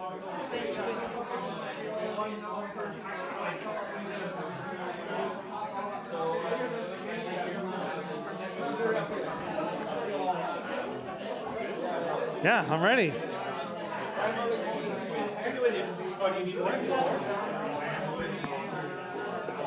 Sorry, could you grab a paper towel for me? I'm sorry, kick that over. I kicked over my drink. Oh, I don't want that bag to get wet. Oh, perfect. Thank you, Tony. Thanks. Do you want another drink? No, I'm fine. Thank you. All right. Take you anywhere. You know, when I was a kid, I had a lot of brothers, and we'd always joke that, like, it wasn't a family meal until somebody knocked a drink over. All right, I'm here with Jennifer Bland. Going to put your information up on screen for everybody's benefit. I am so thrilled that you made it out from Atlanta. We are so graced by your presence. So many people here have learned so much from you over the past year and a half that you've been contributing, at least a year. I don't remember exactly when you and I first talked, but your videos, your articles, people constantly cite them as being instrumental in their efforts to get jobs and to learn more about programming and just to stay motivated. Thank you very much. I'm excited to be here, excited to be part of this amazing group of people. I'll give you a little bit of background about myself. I used to be a Lotus Notes programmer. So when I tell people that, I always ask people, raise your hand if you've ever used Lotus Notes ever. A lot of people raise their hands. And then I'm like, raise your hand if your company still uses Lotus Notes. Nobody does. And that explains why I actually got out of programming many, many years ago. And I started working on an internet marketing business on the side, and it grew. And I retired at the age of 51. And I was retired for about a year and a half. And one day I walked into Barnes & Noble, picked up a book on JavaScript programming on the clearance rack, spent a month working through it, learning it, and then it was like, stay unemployed, passion for programming. And that passion for programming won out, and I decided to become unretired, and go back into work, and did a coding boot camp that is so prevalent today. And after my coding boot camp, I graduated, got a job working at CNN in Atlanta. And that's when I started working with freeCodeCamp, because you can only learn so much in 3 months in a coding boot camp. And I wanted to greatly improve my coding skills. And so I literally, in 6 months, when you had the original curriculum, went through and did every one of the certificates. Got to work on one of the nonprofit organizations for crimes against women, and that was a great experience for doing that. And now what I'd like to do is be able to give back and contribute to others. So. Well, what are some ways that you've been giving back to developers in progress, people who are transitioning into the field? The number one way that I give back is I write a lot of articles, like you had mentioned earlier, because I like to write articles from a perspective of, I used to be a rookie programmer, and I wanted to be able to read something and understand it and be able to apply what I learned from that material. There are a lot of articles that are super technical, and they were like be above somebody's head, or they would explain it, but they wouldn't cover everything, and so it had those gaps in there, and people were like, I don't understand this. So I like to write from a perspective of how I would have liked to have learned when I was learning, and I think that's been very beneficial to people, for them to be able to see it and to understand it. Then the other thing that I've done to give back is, so many people are learning how to program. Great for everybody doing that. I encourage everybody to do that. But then once they learn it and they go out and they start interviewing to get their first job in tech, and they're not quite ready for that experience, because it's so different from any job you will ever interview for in any career. And they feel like a deer in headlights when they experience it for the first time. So I created a whole series of videos that basically showed people, this is what your interview process is going to be like. Here are actual interview questions that people have asked me, others have been asked, and then I just sat there on the whiteboard and answered them exactly like what you would see in an interview, so that it would benefit them and help out. And now, after I've done that, I go through and helped out being an editor on the Medium publication right now. So try to do somewhere between 10 and 14 articles a week that I edit and contribute from that standpoint. Thank you so much for editing all these articles in addition to writing them. I mean, when you write the article, you're in the spotlight. When you're editing an article, you're behind the scenes, just helping people in the background put their best foot forward with their own work. You've spent a lot of time and energy specifically helping people with the somewhat jarring and unpredictable job application process. And I think one of the things that surprises people the most when they go ahead and apply for jobs is just that they have to apply for a lot of jobs, and and the skills you employ in a job interview are very different from what you would employ when you're actually doing the job, due to way that the job processes, application processes have evolved. Can you talk a little bit about the things that you think are, if you had just a few high-level tips for people when they're applying for jobs? Absolutely. The first tip that I would give people, even if you have some of the skill sets they list in a job description, but not all of them, apply. You don't need to have all of them. Apply. Every job that I've had since I came out of a coding boot camp, I didn't have 100% of the skill sets, but I still got the job. Number two would be, even if you don't think that you have the skill set, still apply, and then get your foot in the door and talk to somebody. And if you get a rejection from an interview, write them back and say something like, I understand why you rejected me, but I think you might want to reconsider because I can do this. And if you show that initiative, that drive, that motivation, a lot of companies will take a second chance and look at you from that perspective. But the other thing is, I would encourage people to also go out and start distinguishing themselves from others. Because like my coding boot camp, we had, 20 people in my class, 21 people in my class, 21 people out interviewing for jobs. We all have the exact same skills. We went through the same 3-month training camp. The people that were writing articles or doing things above and beyond that, and they could put that on their resume, were the first people to get hired out of that coding boot camp. So it's your future, it's your career. You can take control of it and be able to do something on the side like that where, the live streaming, learning how to program, I make mistakes. Do live streaming and people will reach out to you. Write an article about something. People will reach out to you. I've had people that have come up to me in meetings and at conferences and just say, I just want to shake your hand.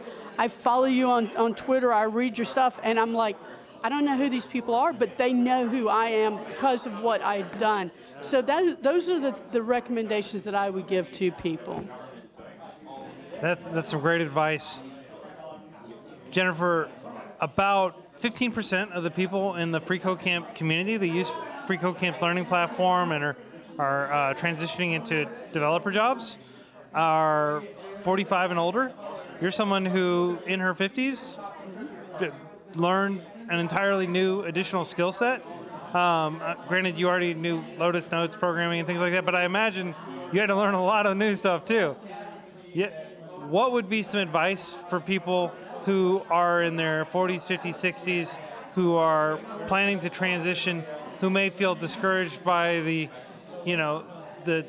perception in many cases that it's harder for people to get into tech if they're doing it as a second or third career? That's a very good question because I did attend a coding boot camp when I was 51. I actually turned 52 in the middle of that 3-month coding boot camp. I would encourage everybody to do it. You're never too old to start to learn to get into tech. And a lot of people that are older are discouraged because they're like, I'm too old, I don't know this. But here's my take on that for somebody that's older. You've got decades of life experiences, business experiences that people in their 20s or 30s aren't going to have for 20 or 30 years from now. And even if you are learning to program, you're going to have business experience that you can apply to any project that you're working on in a company.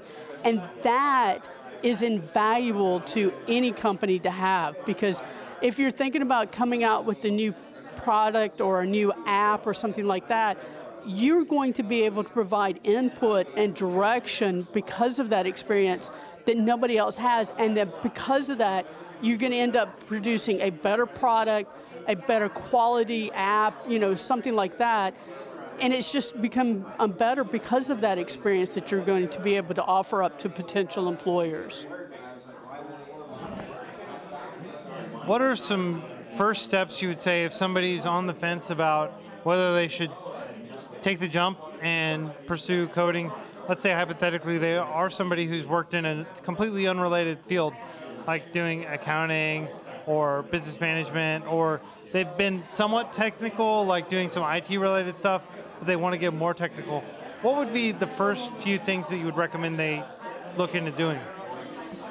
The first thing I would recommend them doing is to learn the basics of HTML and CSS. Go out and take a website that you like out there and see if you can reproduce it in HTML and CSS yourself. That will tell you pretty much up front whether or not you like programming.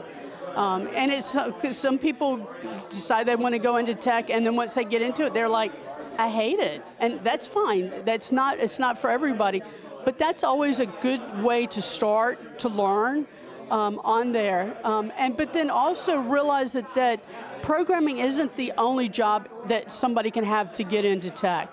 You can be a project manager, you can be a project owner, you can be a quality analyst, you could be a front-end developer, you could be a back-end developer, you could do machine language, AI, you could be a scrum master. There are a wide range of skills that are out there, but I would recommend that everybody start off with something basic like HTML and CSS to just solidify that you enjoyed this experience before you go jump into it, from the deep end.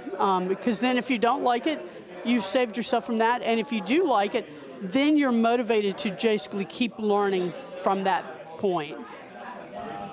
Thank you, Jennifer. And I'm curious, you've made this transition over the past few years. You've created an incredible corpus of job application, like interviewing prep material, video, articles. What are some of your ambitions for the next year or so? A friend and I are going to be starting a podcast. We're going to be talking about getting more women into tech, which I think is a very valuable thing that we need to do. And we're also going to be creating a whole series of videos that we talk about the different roles in tech, how to get into tech, how to finance your career going into tech and stuff like that. But that's the one thing that I'm going to be working on. But the other thing I mentioned earlier in my introduction is go out and tell people about how to get into open source software, how to contribute to open source software. People think, oh, it's going to be too technical, it's going to be too much. And with what I'm doing right now with the Node.js with their mentorship program, I can be able to create videos and show what I've done and be able to people can look at that and say, oh, I could possibly do that too. And then I can show them how they can get involved with that. Because if you have something like that, you've contributed to open source on your resume, when you're getting your first job, it's one of those things that makes you stand out from the crowd and will make you get a job a lot quicker. But I want to keep contributing and giving back to the community, and I'm excited, for what's coming up. Jennifer, I can tell you that you're going to have at least one listener for your podcast day one. I am very excited to hear it, and I frequently encourage everybody to start a podcast because it's one of those things where people have so much time, they're driving, they're going for a walk, that they can fill with these wonderful podcasts. And we need more podcasts on women in tech especially. There are a few really good ones that I listen to, but it's just an underexplored, under-publicized issue in an area where we can make a big difference. So I'm very excited about your upcoming podcast especially. Thank you very much. I appreciate it. All right, thank you so much, Jennifer. I'm going to bring up your information again. Everybody, be sure to check out Jennifer on Twitter.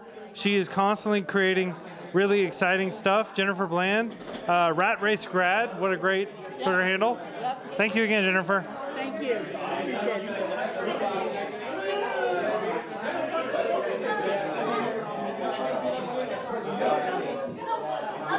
Hey, Beth. You can interview him. Yeah, okay. Thanks for coming, yeah. I just interviewed Jennifer. If you haven't met her, she's somebody you definitely should meet. Okay, I'll see you in a little bit.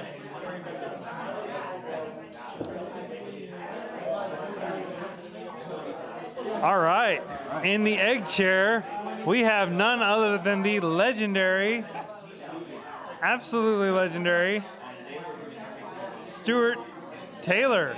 I'm sorry, I'm having a technical difficulty here.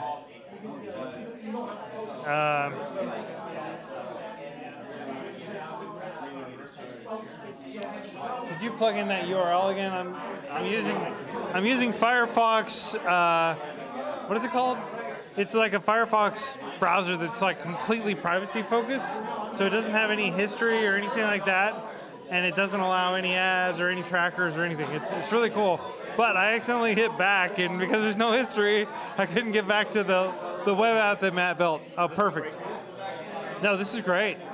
You look great, man. So do you.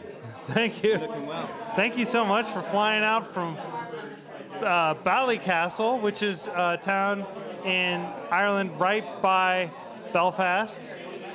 Reasonably close to Belfast, right? Yeah. So, oh, it refreshed so I can find you alphabetically. I got it.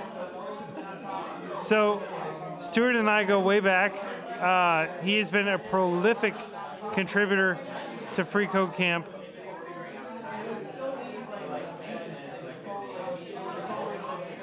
My change didn't stick. So I guess we've discovered a bug in this app. Whenever you manually enter a name, if you refresh the app, the name system seems to disappear. Did you not see it? It should be at the bottom. It'll be at the bottom. It's not at the bottom. Did you use incognito mode? I inputted it initially. You just re-input everything real quick, and then we'll pop it up on the... We're doing some live debugging here. It's a really cool web app. It's really intuitive. I think that like having a search field where I can just type a name and it auto-completes would be helpful, so I'm not having to scroll through 250 names of top contributors. But yeah, overall, my hat's off to you, Matt, for making this amazing app. And thanks also for grabbing people and bringing them over here so I could talk to them. Yeah, he's doing the peace and the thumbs up, Terminator 2 style. Okay. Mr. Stuart Taylor, coming to us from Ballycastle. Stuart doesn't need an introduction, but I'm going to give him one just in case you haven't heard of this miraculous human being. Stuart was, you know, man, okay. I'm going to lean in and put my arm around him. Yeah. Come on, you got this. So, Stuart has been a prolific contributor to FreeCodeCamp. If you've used the FreeCodeCamp curriculum in the past 2 months, it's running on the Learn application that Stuart led the creation of. Stuart has re-architected FreeCodeCamp's learning platform completely to be a static application and to interact with an API. And it's extremely fast. It's all React. It's a single page app. It'll lazy load challenges if they haven't already been loaded when you're using it. But as a result, it's faster than ever. It's smoother than ever. Stuart also created the FreeCodeCamp guide, which is an incredibly important part of FreeCodeCamp. It's a layperson accessible version of like the Mozilla Developer Network would be a good way to describe it. And we have 4,000 plus articles there on all range of topics, you know, C++, SQL, of course JavaScript, and little articles on pretty much every single challenge on the FreeCodeCamp curriculum, many of which are stubs, and we'd welcome your help fleshing those stubs out so that people can have like kind of a corresponding hint with spoilers and things like that in case they get stuck on a challenge. But Stuart has been building all these things. He's been doing so much exciting stuff to help us like simplify the DevOps flow, improve site reliability, you name it. That's Stuart and his recent contributions to FreeCodeCamp. Stuart now works full-time for FreeCodeCamp. He is the senior most developer on our team at this point. He touches pretty much every aspect of FreeCodeCamp. He even has production access to the database in case he wants to pull a GitLab and wipe out a day's worth of data. I'm just kidding. If you have an org for GitLab, we love your postmortem on that, GitLab friends. So I've been talking a lot about Stuart. I'm going to let Stuart tell you a little bit about his background and how he came to be a developer.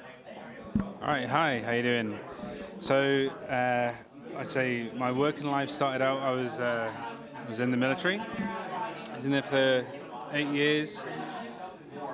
Once that finished, I started work for a telecoms company building fiber optic networks. So I built the internet around where I live. It's only a small country of 1.8 million people.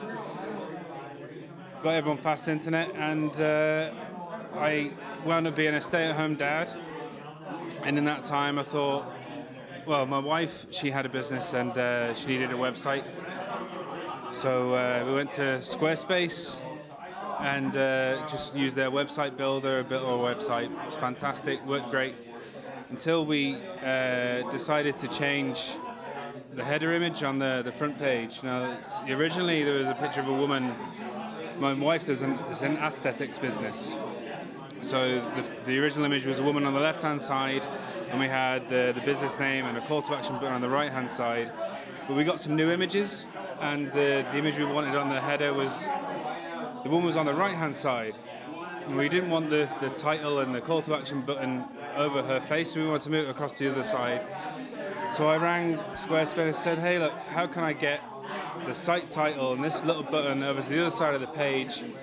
And the person on the phone said, look, you just can't do it. It's not possible.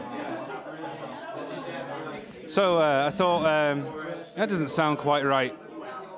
So I went on the internet and I Googled around and I thought, well, how can I move a button to the other side of a page on a website? And found a little Stack Overflow thing and typed in some CSS. Didn't know what that was. Typed it in and it worked. I went, all right, well, that was pretty cool. I wonder what else I can do.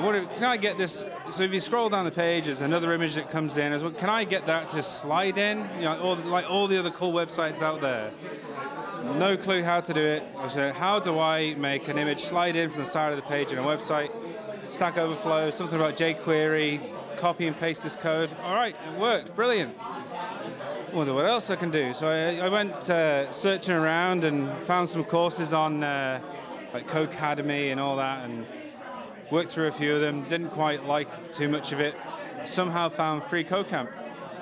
I started working through their curriculum. I thought, yeah, this works for me, and this is really easy. It was HTML stuff. I've seen this before. I'll bash that out. Brilliant. Right, JavaScript. Is that like jQuery? I don't know. We'll carry on going, and so it got to the point where I was comfortable with what I was doing, and I thought, well, this FreeCodeCamp, they give back to the community as a whole. I was wondering, how can I help them? And that's where I found GitHub and went looking through all the issues, and I found an issue where there was a diagram it was describing some sort of class name on a Bootstrap button, and there was a typo on the image. And the issue was to change the image. So I thought, would it be better if it was just code? If you just have a button on the screen and have a snippet of what that code is for the button. And I managed to get that implemented, and after a bit of to and fro, we got a pull request opened, and I got it merged, and it was the greatest feeling in the world. Like somebody sort of verified my ability to code something. You know, so like somebody had said, like, yeah, this is good enough for FreeCodeCamp, and it was accepted. It was pushed live, and it was just amazing. So, all right, well, what else can I do? And that sort of pattern went on from, what else can I do? How do I do that? Right, that's how I've managed to do it. All right, somebody said it's good enough. So what else can I do? That sort of snowballed effectively to where I was implementing features in React. I mean, like 6 months before that was happening, I didn't know what React was. I was getting features implemented, and I was fixing bugs, and it turns out then that somebody wanted to hire me to do something I was doing for a hobby, and of course I said, yeah, all right. And then here I am today, knocking code out all over the place, extending the reach of FreeCodeCamp, making it easier for people to get there and start learning the way I did. So Stuart, you have learned so much just in the past two and a half years since you really dug in, since that Squarespace incident. That was day one for you, really, with this new career. And now, we talk to developers all the time. We were talking to some people working as full-time devs last night at a major company, and you were basically schooling them on the trade-offs of implementing GraphQL. and why GraphQL was in many cases superior to just hacking together a REST API that has similar functionality. So what has that journey been like on an emotional level, going from being a fiber optic engineer, from being a veteran in the British Air Force with tours in both Afghanistan and Iraq, I'll add, to that transition into being on the edge of the newest web development technology and implementing it at scale where millions of people are using it each month. What has that process felt like for you? It's been emotional and tiring, but overall it's been rewarding. Even just noticing how I've progressed in tackling issues and thinking through what needs to be done, what the aim of what it is I'm doing, and how my roadmap to get to that goal. Before it was just, a lot of it was just Googling how to make the thing do the thing. I mean, I still do that now, but I don't know, what's sort of humbling is the reach you can have just for fixing the smallest little thing. I mean, it could be the simplest, like a tweak with some styles maybe, or a little tweak with some HTML.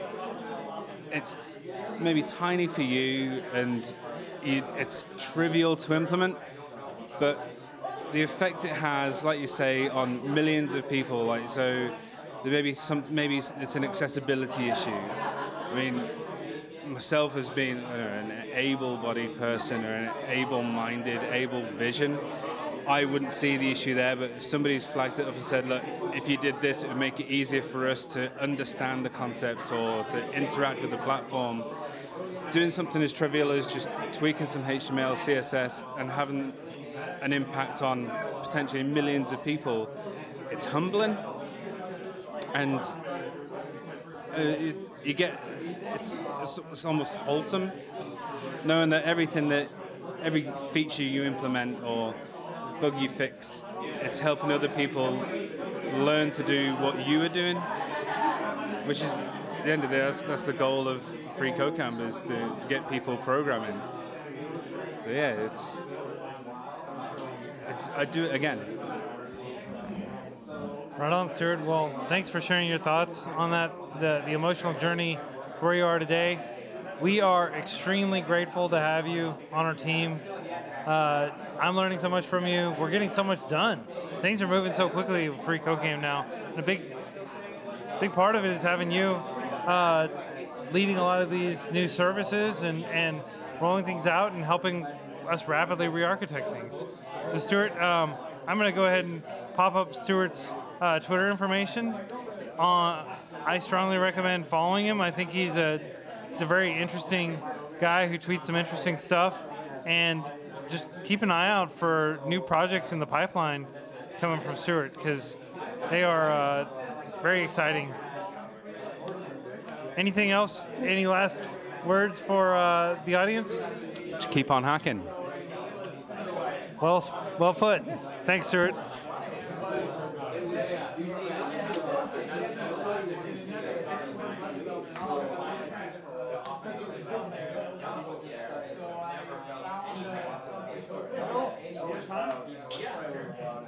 Great.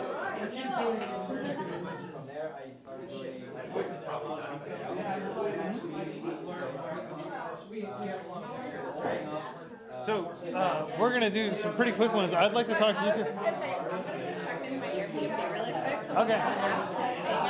Someone told me 3 blocks away. Okay, cool. See you in a bit. Hey, have a seat, Bill. You get to sit in the egg chair, Men in Black chair. I don't know anything about this thing. I just didn't want to do the whole butt in front of the camera thing. Yeah, good. How do I Good get call. this chair without like? So, Bill doesn't need much of an introduction. If you've read the freeCodeCamp Medium publication, you've almost certainly seen him on there. He is prolific. He's done quite a few podcast episodes as well, and he's just an extremely experienced, knowledgeable developer. Been coding for more than 20 years. Done high-profile projects for lots of different corporations and government agencies around Canada. Bill, welcome. Thank you so much. And no pressure. That's a heck of an introduction. Thanks, Quincy. Bill, you're somebody whom I look up to as a mentor. I've learned so many software engineering best practices from you. What are some areas of software engineering that you would say are the most interesting for you, that you really want to drill down and continue to specialize in as your career progresses? So one of the things that I come across a lot is the notion, so just for background, for the sake of background, and I'm sorry, I'm going to talk for a second now. I never have a problem talking. So what I do is I'm a freelance consultant. And so oftentimes I airdrop into an organization when most of their apps are like 7 to 10 to more years old, and they've got so much technical debt that the engineering team, the dev team, is spending most of their time dealing with that technical debt. Like 80–90% of the resources are being spent on that. And the business side of the house, or the clients in there, are really frustrated because they can't get much value out of this dev team. So they're paying all this money for all these engineers, and they're not really getting much out of it because the engineers are really busy, living with the hell that they've created for themselves, right? And there are some really common things that I see from client to client to client that contribute to that, around how those apps were built in the first place, and how they were, basically it's a problem of architecture. And so that's an area that I'm, as I get more and more experience, I think that's a really key, vital thing. And I don't think that, I don't know that that's the first thing you're going to learn as a programmer. If you're coming to freeCodeCamp and you haven't written a lick of JavaScript, that's probably not the first thing you should focus on. But as people come into organizations and they're getting their first job, or they're in their first year, these are the kinds of things that I want to figure out how to help people learn and understand. And so it really comes down to like how you architect your application, and one of the most common things is the tight coupling of business logic, integration logic, and third-party dependencies. So you've got some framework that's like, some framework or library that's like the hot thing of the moment, and then you've got some integration of your dependencies, and you've got all your business logic, and it's one kind of ball of mud that's all really tightly coupled together. So I see that over and over and over and over and over again. And then what happens is, fast forward several years, that whatever framework or library it was is like no longer the hotness, and in fact it's virtually abandoned and full of security holes. The business logic that you have in there is not well documented, no one understands it, no one knows what to do with it, and nobody wants to touch the thing because they're like, well, if we touch this we break like the universe, and so we don't know what to do. And so trying to teach people how to tackle and solve those problems is what I'm becoming more and more interested in. And I have, I think, a few ways into it, but I still haven't fully wrapped my mind around it. Sorry, that's like a super long, detailed answer to my question. Yeah, and you have a newsletter, Dev Mastery, that often delves into a lot of these more advanced, I would say, considerations in architecture decisions and how to prevent the kind of toxic technical debt as opposed to the more manageable technical debt, right?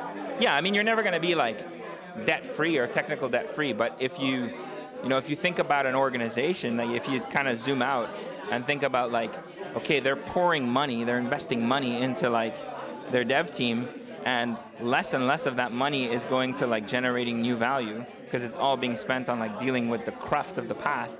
That's a bad scenario, right? So I have this newsletter that you can get from devmastery.com that I send out as often as I can when I have time. And these are some of the types of things that I like to tackle. So that, and then just articles that I find interesting, topics that I find interesting that I think would be helpful to others at pretty much at all levels, I think. But people in the feedback that I get is people in the first sort of 5 years of their career, from like 0 to 5 years, tends to be sort of the sweet spot for the stuff that I put out. Again, if it's like, if you've written your first line of code yesterday, it might not be for you yet, but soon, it'll be for you soon. And then, if you just got your first job, for sure, I'm gonna hit you with stuff that you need to start thinking about. So that's been pretty cool. Awesome. So you've done so much for the FreeCodeCamp community and for the developer community at large by singing your best practices, and we're very excited about you continuing to create more tools and resources for people to learn to code, and especially learn advanced computer science and advanced application design. What are some of the things that you're interested in covering in the near future? So test-driven development is an area that I'd really like to get into, and specifically test-driven development with JavaScript, because I think there's lots of content for TDD for a lot of other languages, but I haven't seen anything yet that really nails it for JavaScript, and that's complete enough. So I'd like to write more about that, and definitely like through FreeCodeCamp as a medium for that, or as a channel for that. I think it would be a great avenue, and so that's probably what's next on the horizon. I'm kind of asking you on the spot, but would you be open to me interviewing you on our podcast at some point? Of course, yeah, for sure. For you, Quincy, anything. Come on. I came to New York. I'm at a party. You give me free food, for sure. All right, great. Well, we really appreciate you flying down from Ottawa. Is that the capital of Canada? Yes. So hence like the government contracts and things like that. Okay, great. Well, thanks so much for coming down. I know it was a decent flight. Like how long did it take you to fly down? It's actually really fast. It's 90 minutes. So I didn't suffer too badly, but yeah, it's a fast flight. Yeah. Well, thank you so much for coming down, and we're going to be seeing a lot more of Bill on the YouTube channel, on the podcast, on the Medium publication. At some point, I know you know a lot about design patterns and advanced topics like TDD. If you'd be interested in helping create some guides and some introductions, some primers, we would share that with the entire world, because these are things that people need to know, that aside from like dusting off the Gang of Four book, there need to be some more accessible entrees into these topics, and I think that you're the kind of seasoned practitioner who also is good at articulating things and expressing things in a way that a relative layperson can grok them. We would love to put your talents to more use within the community. Yeah, and I would love to contribute more. I work as a freelance consultant, and like every freelancer, I have the dilemma of I'm always worried about where my next job is going to come, so I always have too many jobs. But absolutely, yeah, I would love to do more, and I'd be happy to. And the podcast anytime you want, Quincy, I'm all in. And as soon as I have content around some of those topics, I'll definitely look to you to help me publish them. So thanks. Well, Bill, thank you so much for coming out here. Everybody who's watching this, Bill Surer on Twitter. And check out Dev Mastery. Cheers. Thank you, Bill. Yeah, you're welcome. I'll help you up. That thing is like strapped. Hey, we still have just a few more minutes, I guess. Are we supposed to get out of here at 10? We are, yeah. We should have like 25 minutes, yes. Okay, so I'm going to keep... I'm fine. I'm going to talk to this gentleman. Correct. He wasn't here at the beginning, so I'm trying to throw him under the camera. Yeah, let's do it. And I'm going to try to keep these like 5-ish minutes. That's just to, a good idea. Yeah, I'd love to talk to Joe too. Great. Yeah. So, yeah, I'll give you a warning. Oh, yeah, that'd be helpful. I tried to do it at the beginning, but... Yeah. Have a seat, Raphael. It's great to see you again, man. I saw you in April. Last time I came to New York City, hung out with you at eBay's headquarters, I think. Yes. Yeah. Welcome I guess are you from Brooklyn specifically? No, I live in the Bronx. The Bronx. I always get the two B boroughs mixed up. Thank you so much for coming out tonight. So Raphael has been a major contributor to the FreeCodeCamp Wiki, which was the precursor to the FreeCodeCamp Guide. If you go to guide.freeCodeCamp.org, there's a good chance that some of the articles you'll read there were authored by none other than Raphael originally. Raphael, tell us a little bit about yourself. Well, I'm originally from the Dominican Republic. Came here in 2005, looking for software engineer career, but my translations weren't that good, so I went for computer science, which was the closest. And from there, I finished school. I started applying for jobs. You know, a lot of emails, interviews, and nothing happening. So I decided I will go and study something else. And I started doing, let me check Python or some programming language, see. There were a lot of jobs looking for those skills. And checking different languages, I ended up with JavaScript. And I said, this is my language. I can use it on the front end, I can use it on the back end. Seems like if I learn this, I'll be good anywhere I go.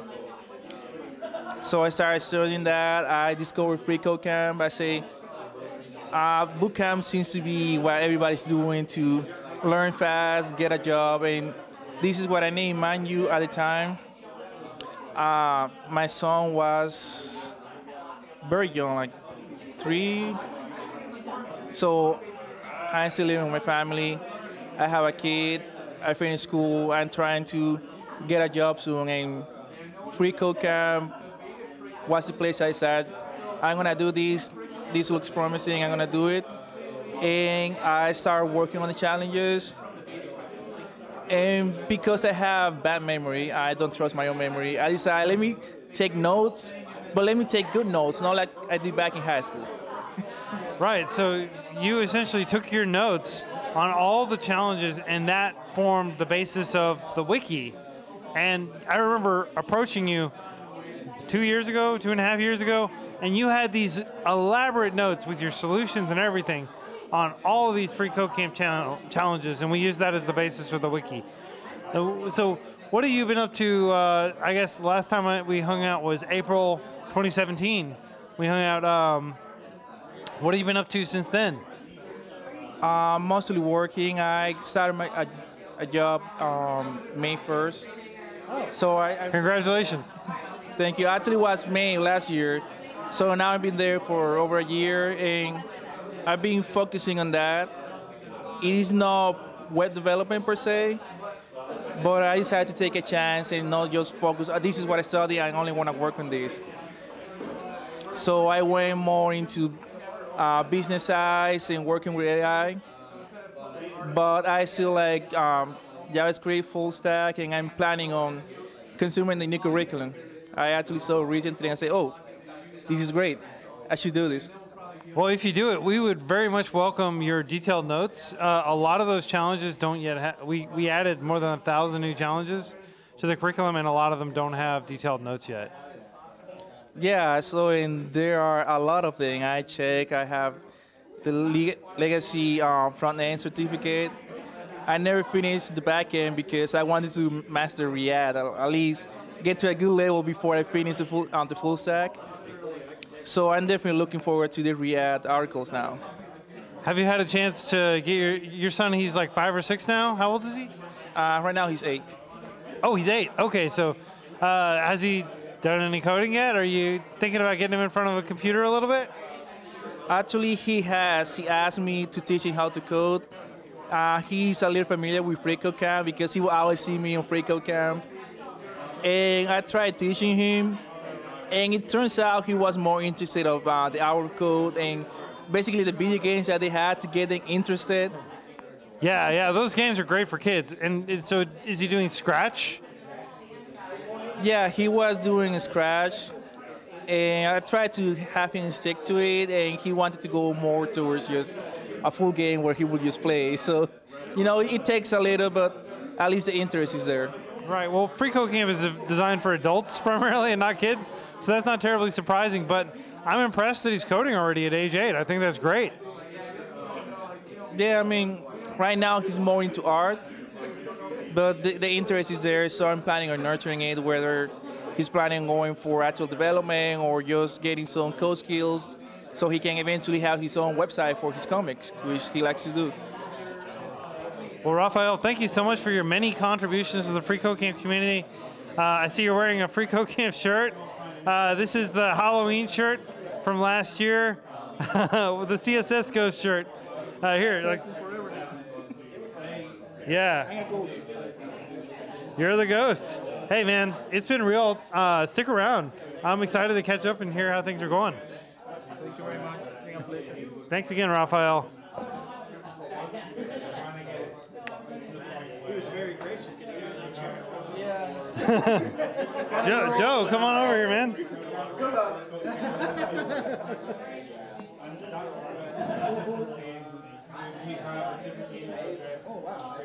All right, just look. It takes a little getting used to, doesn't it? I'm beginning to see why you chose this chair. It establishes like dominance from your side. Well, I couldn't find a chair that was a little lower. I mean, this is a cool visual chair. It's very cool. All right, I'm pulling you up on here. Joe, Vintage Joe Hill on Twitter. Check out Joe. So Joe hails from Norfolk, Virginia, where he has been leading the freeCodeCamp study group. Yes. Tell us a little bit about that.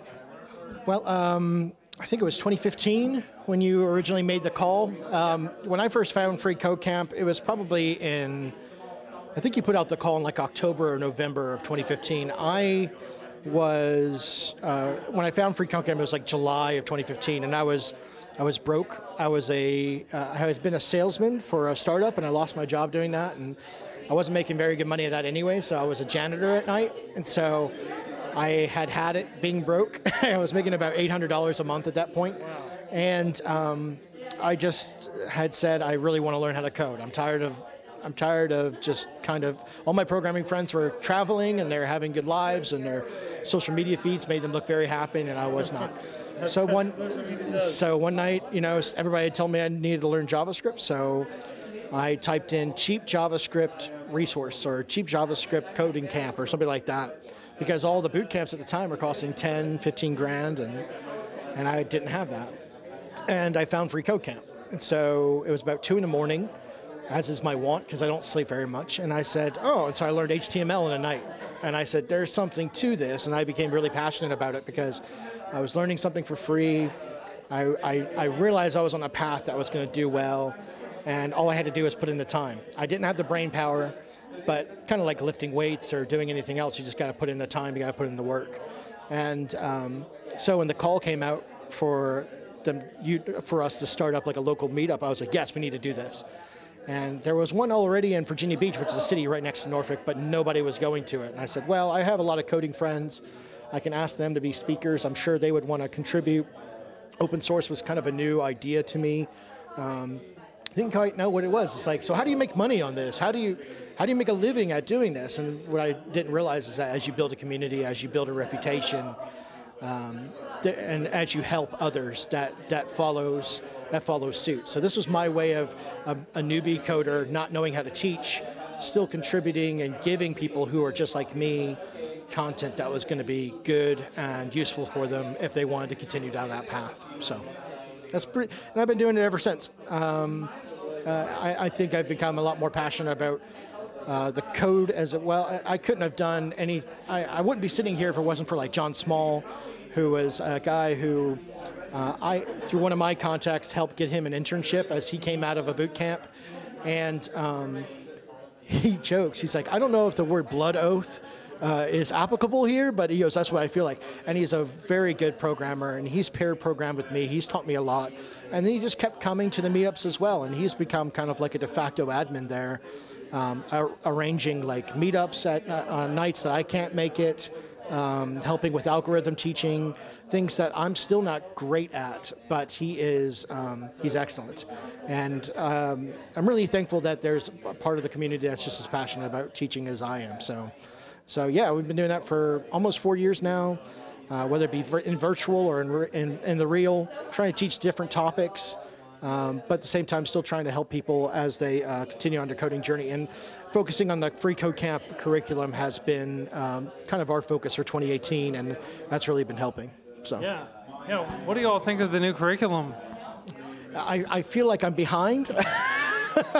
I got my front-end certification in 2016, and I got my first gig coding in 2017. So I've been learning a lot of stuff in between it. Like I was learning iOS development for a long time, and every time I went back, I felt like I was falling behind. And I think seeing the D3 curriculum come out now, the Node curriculum be more robust, seeing React. Every time I'm clicking on an arrow and I'm seeing classes scroll down, I think that makes me really happy, because from where it was when we started out to where it is now, it's just so much of a difference.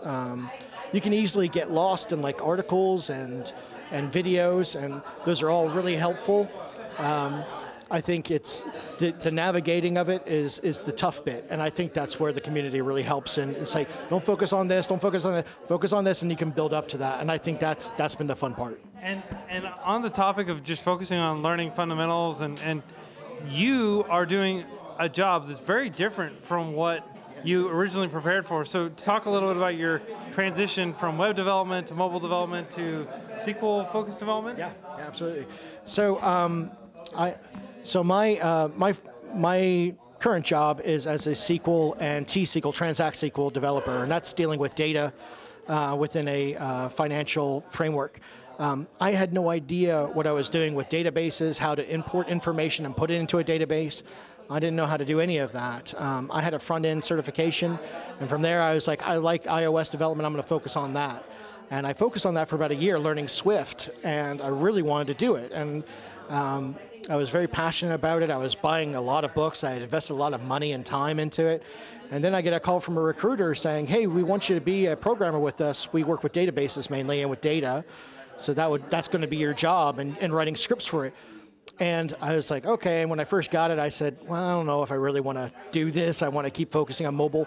But the more I started messing with the data and started writing Python scripts and PowerShell scripts to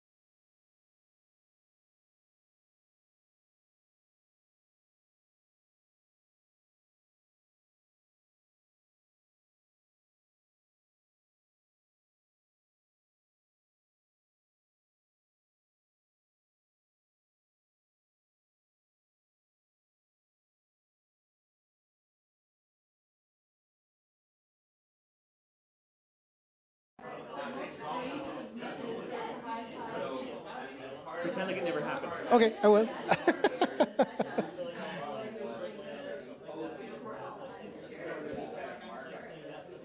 There he is.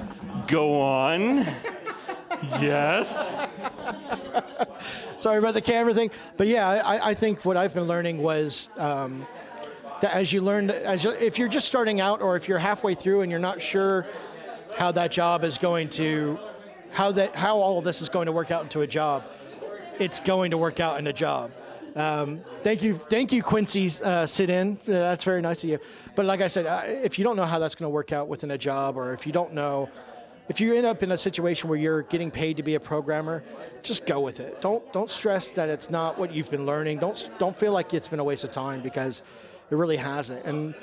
And I've said this to you before, but my life has been a lily pad of jobs to jobs to jobs to jobs, and that's through background or education or whatever, just circumstances, and a lot of them haven't been the greatest. But the universe, God, whatever, I think the universe, but we'll just throw these circumstances at you, and you just gotta kind of go with it. And in your coding journey, no matter what, just try to look for the positive things. Look for the things that you like to do. Try to work on those. Buy a Udemy course for $10 to explore it more. If there's no free resources, do something like that, and you're not going to waste a ton of money, and you won't be disappointed, I don't think. So. Right on, Joe. Well, thank you so much for sharing your background, your very non-conventional background. Yeah. Your triumph of going from janitor to SQL developer, and day-to-day applying all these concepts and skills that you've built up over the past few years. And I just want to thank you again for your stewardship of the Norfolk group and everything you're doing to bring more people to coding and helping them accelerate their own careers and transition into new careers. I really want to be as involved as I can with FreeCodeCamp. I'm super passionate about it. I'm passionate about technology and the life that it can give people. And I want to thank you for founding the group, just founding the website itself, and all the work that everybody's put into it as a community. I think that's really important. So thanks again. Thank you so much, Joe. So Joe's information is up on the screen. Vintage Joe Hill. Follow him on Twitter. This guy is exceptionally interesting. And just while you're here, this tattoo is so eye-catching. It's so amazing. I have a thing for cephalopods. So I have like an octopus here, and I have a squid here, and soon I'll have cuttlefish and maybe a nautilus. And I like smart animals, and they're very intelligent, so kind of cool. Very, very well done. Like, my compliments to the artist. Yeah, absolutely. Thanks, Joe.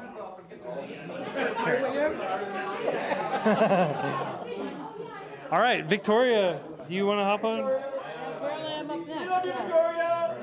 Thank you. Maybe we could do something different. Victoria, Mike, would you like to interview one another? I mean, you know each other so well over the years. This scene is weird. Yeah. Which of you prefer? Yeah, do it. I want to watch. Wait, you want to interview me? Yeah. She wants to go last. Oh, you sure? Okay. We'll do it this way. Mike is such an interesting guy. He's probably got a lot of good questions too. So Victoria has been interacting with the chat, and there's somebody very special in the chat whom we'd like to recognize. What's up, Murph? Wish you were here. Glad to see you interacting on the channel. And Quincy did say hi. Hi, Quincy. Hey, so I'm here with Victoria. I'm gonna pull her up so you can follow her on Twitter if she's on Twitter. Are you on Twitter? I'm on Twitter. I don't know if you have my information. It's Nia Skywalk. Nia Skywalk. That's a cool name. And as in Nancy, IASKYWALK. All right, and as a matter of fact, I do have Nia Skywalk. Wasn't sure if that was on. Great. So this is Victoria Kariolik. Kariolik, you got it right. All right, Kariolik, and she is actually the woman who created the FreeCodeCamp NYC Facebook group. Back in the day, there was a day when there was not a New York City group, like one of the most populous cities in the world, right? So Victoria, thank you so much for joining us here. Tell us a little bit about your history with FreeCodeCamp. Well, when I initially went into FreeCodeCamp, I was looking for JavaScript help. I had just left a job, I was doing freelancing, and while everybody was okay with HTML and CSS, they wanted to have JavaScript. And while I was familiar with copy, paste, use, I wanted to know how it worked. I found FreeCodeCamp and started doing the challenges. One of the challenges that popped up was, hey, if there's not a FB group on for FreeCodeCamp, why don't you make it? I'm like, okay, let's check. Then we had a group, because I created that. As people started joining, they were saying, let's all meet up. Let's all meet up. I'm like, okay, well, it's good. We had a couple people who have recently moved, or had recently moved at that time, wanted to meet up, but nobody actually wanted to make the meetup. So what ended up happening was I eventually got a couple of volunteers to come together to be leaders, and we put together an idea for a coffee and code, which we had run across on the FreeCodeCamp group that Quincy was running at the time. Is it still running? I'm not even sure. I'm so sorry. But we had a great thing, Coffee and Code, meet and greet, make it a short thing, meet everybody. We put that together, and at each of those meetings, it kind of grew and grew and grew. And we ended up meeting some people like Megan, like Mike, who you'll probably see later, who ended up becoming our new leaders and have been holding the fort together for the last 3 years, basically. Every so often we get together and try to do something else. Like I tried to have a leader summit, but then and that kind of fell through. So I'd like to actually get more leaders at some point. So if you're out there and you want to do something in New York City, talk to me. You got my information, come talk to me. Because I want you to be a leader so that we can have one group a day studying every day of the week as long as we can, okay? Come on in. New York City is such a huge city. There are so many people here, so many neighborhoods, so many boroughs. How many different groups would you say are active right now, to your knowledge, within the New York City metropolitan area? Every time I find one, I put it into our introduction, our kind of description on New York City. I think there was about 10 at last count in the metropolitan area, including Bronx and Brooklyn and Jersey City, and even something out in Old Bridge, New Jersey. So if you're watching from Old Bridge, hi! That's pretty far out, and I have that listed on there. Yeah, and I understand that you and Mike, whom we're going to hear from in a moment, have been considering potentially, like, we need better tooling around these study groups than just relying on Facebook groups. And what have been some of your thoughts for what could make it easier for people to discover free code camp groups and to hear about them and to come to them? So what my idea has been is to create something very similar to a meetup group, but just for coders, and have it at a website that is very prominently Free Code Camp New York City, and invite people who code to come in, whether they know what Free Code Camp is or not at the time, so that they can then discover our wonderful group and continue their growth. The idea was to have something that will allow us to not only have short one meeting events, but also multiple events over time, and maybe repeating events, and then also huge events where people can discuss things very similar to how Meetup Group works, but different in that it's a little bit more Facebooky. That's the idea. Eventually we're going to get that going. Yeah. Well, we're interested in building something like that. We love Meetup. It's a great tool, but it's like $15-20 a month for a study group, and when you have thousands of groups, it doesn't really scale for a small nonprofit like FreeCodeCamp. So I'm very interested in getting kind of a feature set and ideas and doing some user testing with you as a study group leader who's put a lot of thought into this. And I understand that as far as like advancing the web presence of FreeCodeCamp New York City, you've actually bought a few domains too. Yes, I bought a couple domains, freeCodeCampNYC.com, because I want people to not be on Facebook all the time and still be able to access the same stuff that we have on Facebook for you as well. Because I know some people don't like Facebook, and sometimes Facebook hides posts so we don't see what they are. So I want you to be able to find all the same resources specifically for New York City folk. I mean, we have a ton of resources on Free Code Camp as it is, but not very much like within the same city, a small community. Great. Well, we cheer on your efforts to create like a unique web presence just for Free Code Camp New York City, and I'm hopeful that we can be linking to that. And if you want to have like a Slack chat, or if you want to have a Discord server, anything like that, if you want to have your own discourse server, like your own forum, we're going to try to make it to where you know each study group can link to all these different places where the community congregates, and have like they can just have that wherever they want and have their own web presence, because we're huge believers in the open web.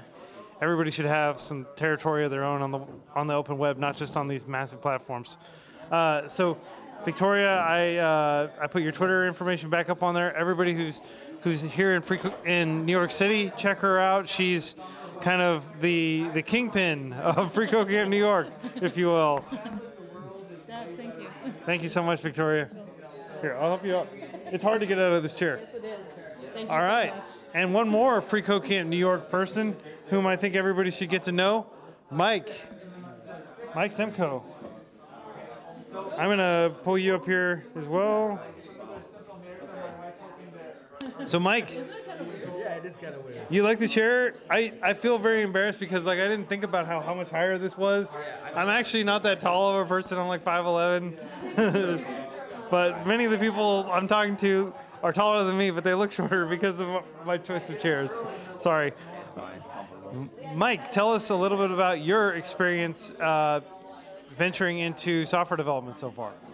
Oh, wow. Software development. Well, the thing is that it sort of was a passion since childhood, part of it anyway. Not web development, but software development and programming. So I've kind of cheated. I didn't start from ground zero. I started at probably when I was like 12, writing C++ code and tinkering around with that. I had no idea that was going to bring me anywhere in life. That was literally just a hobby. People play with trains. I play with programs. Then, way after many years later, I was sitting in New York after traveling a while, and I didn't have a job. I didn't have anything to do, and I randomly stumbled upon a meetup group, which was run by Victoria for FreeCodeCamp, and I found the curriculum, and I really liked how it was structured, just like 1, 2, 3 from web developer, whatever. Because I couldn't find, before this website, I really could not find any concise resources. I mean, there was stuff, Code Academy, whatever. There was things that are available, but they were kind of disjointed, or they were in the form of just like, here's a tutorial and then you're done. Here it was like 1, 2, 3 nonprofit projects, all of that, and it felt like exactly what I was looking for that I couldn't find before. So I started going to the program. I realized I had a passion for teaching at that point, which I didn't know before, because just helping out, explaining complex subjects. I guess I got a knack for it. Just explaining things like, even little things like for loops and while loops and closures and whatever, and higher order functions. And somehow I'm able to explain it to people in the way they'll understand. And another thing, which is kind of weird, the best kept secret is, if you want to learn something, better teach it to somebody else. Right, absolutely. You learn a lot by teaching people.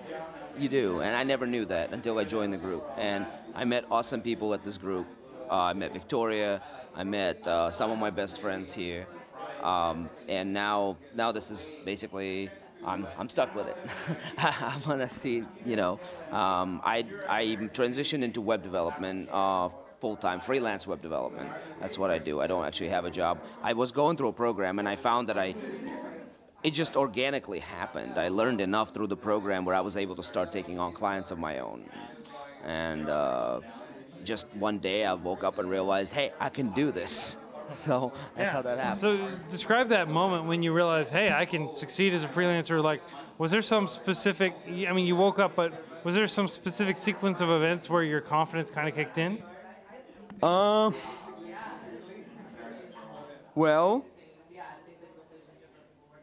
yes. But that moment probably did not happen until I was like face to face with a client. Because my kind of teaching mode kicked in. Because I'm a teacher first. I was a teacher first and a developer second. And when I put my first ad online, I was super nervous. It was a completely lame ad, honestly. It was not, I'm a developer, I can build your website for you. It literally was a one-line thing that said, web programmer fixing broken websites. That's what it said, fixing website problems. And I got a call from a lady who had a private business, and she had a complaint that her website looked crappy on mobile. It didn't work didn't look well on mobile at all. And I was about halfway through, I was about in the middle of the FreeCodeCamp thing. I wasn't even finished. I was like, oh yeah, there's this thing called Bootstrap. I could totally help you out with it. Right on. And that's where the confidence happened, because I realized she was looking at me for solutions. She wasn't judging me. She wasn't testing me. She wasn't like, oh, let me see what your credentials are or whatever. She was looking to me for solutions, and I had the solution she was looking for. I was like, I've done this. I can do this. I whatever. And then after that, it just started up. I realized that clients they're basically like students, because part of what you do is you educate. You educate, you meet with them, because they tell you what they think they want. Sorry about that. You have to, they tell you what they think they want, and it's your job to actually give them what they need, including the knowledge and the things. So that's when it happened for me. It happened for me after a face-to-face meeting, not when I woke up. When I woke up, I was like, I gotta try, and I didn't have confidence. I had lots of stage fright. I was like, I don't know how I'm gonna meet this person. Even when they contacted me and said, I want to meet you at this cafe at this time, I was nervous, I was overdressed, I was doing all that crazy crap that you do when you go on an interview. And then I showed up and I was like, tell me your story, right? And she's talking and I'm listening and I'm realizing I'm just being a friend here at this point. I'm being a friend and I'm being an advisor. Like, what can I do to this person? What can I do for this person? And that's kind of when it hit me. It sounds like you've picked up so many insights about freelancing over the years, and I would encourage you to write about it or create a video series. This is one of the most common questions I get is, how should I get involved in freelancing? And I tell people, check out the Freelancer Show. It's a podcast, it's pretty good, by a bunch of long-term freelancers. But what would be the single, like if you had a single thing that you could give as advice for people who want to get into freelancing, who've been working through the FreeCodeCamp curriculum, or have been just building projects on their own for a while and really want to start making some money as a freelancer, what would be your single best advice for them?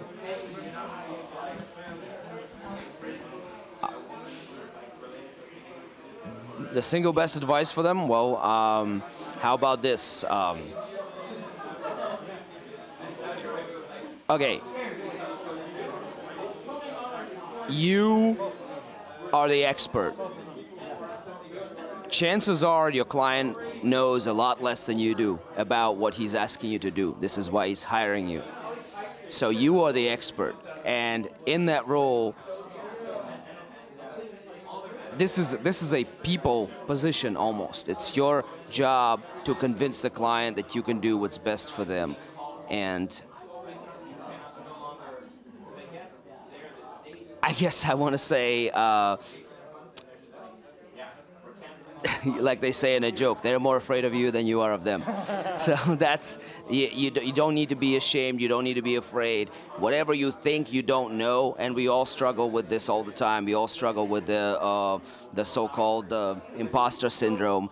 They know a lot less, and they're coming to you for advice, and your job is to give them that advice. If you're trying to get into freelancing, just do it. Just start now. Start small. Don't worry about, even if you put an ad out there and the first person you get is just not the kind of client you would want. I mean, there are different circumstances. Keep trying and just grab that first one. After that first one, that first assignment, whether it's just do this one page for, you don't want to name actual money figures, but just do this one page for not very much money. Just do it. This is when you get your first kind of grasp of the skills that you possess. You realize what you can do, what you can do well. So.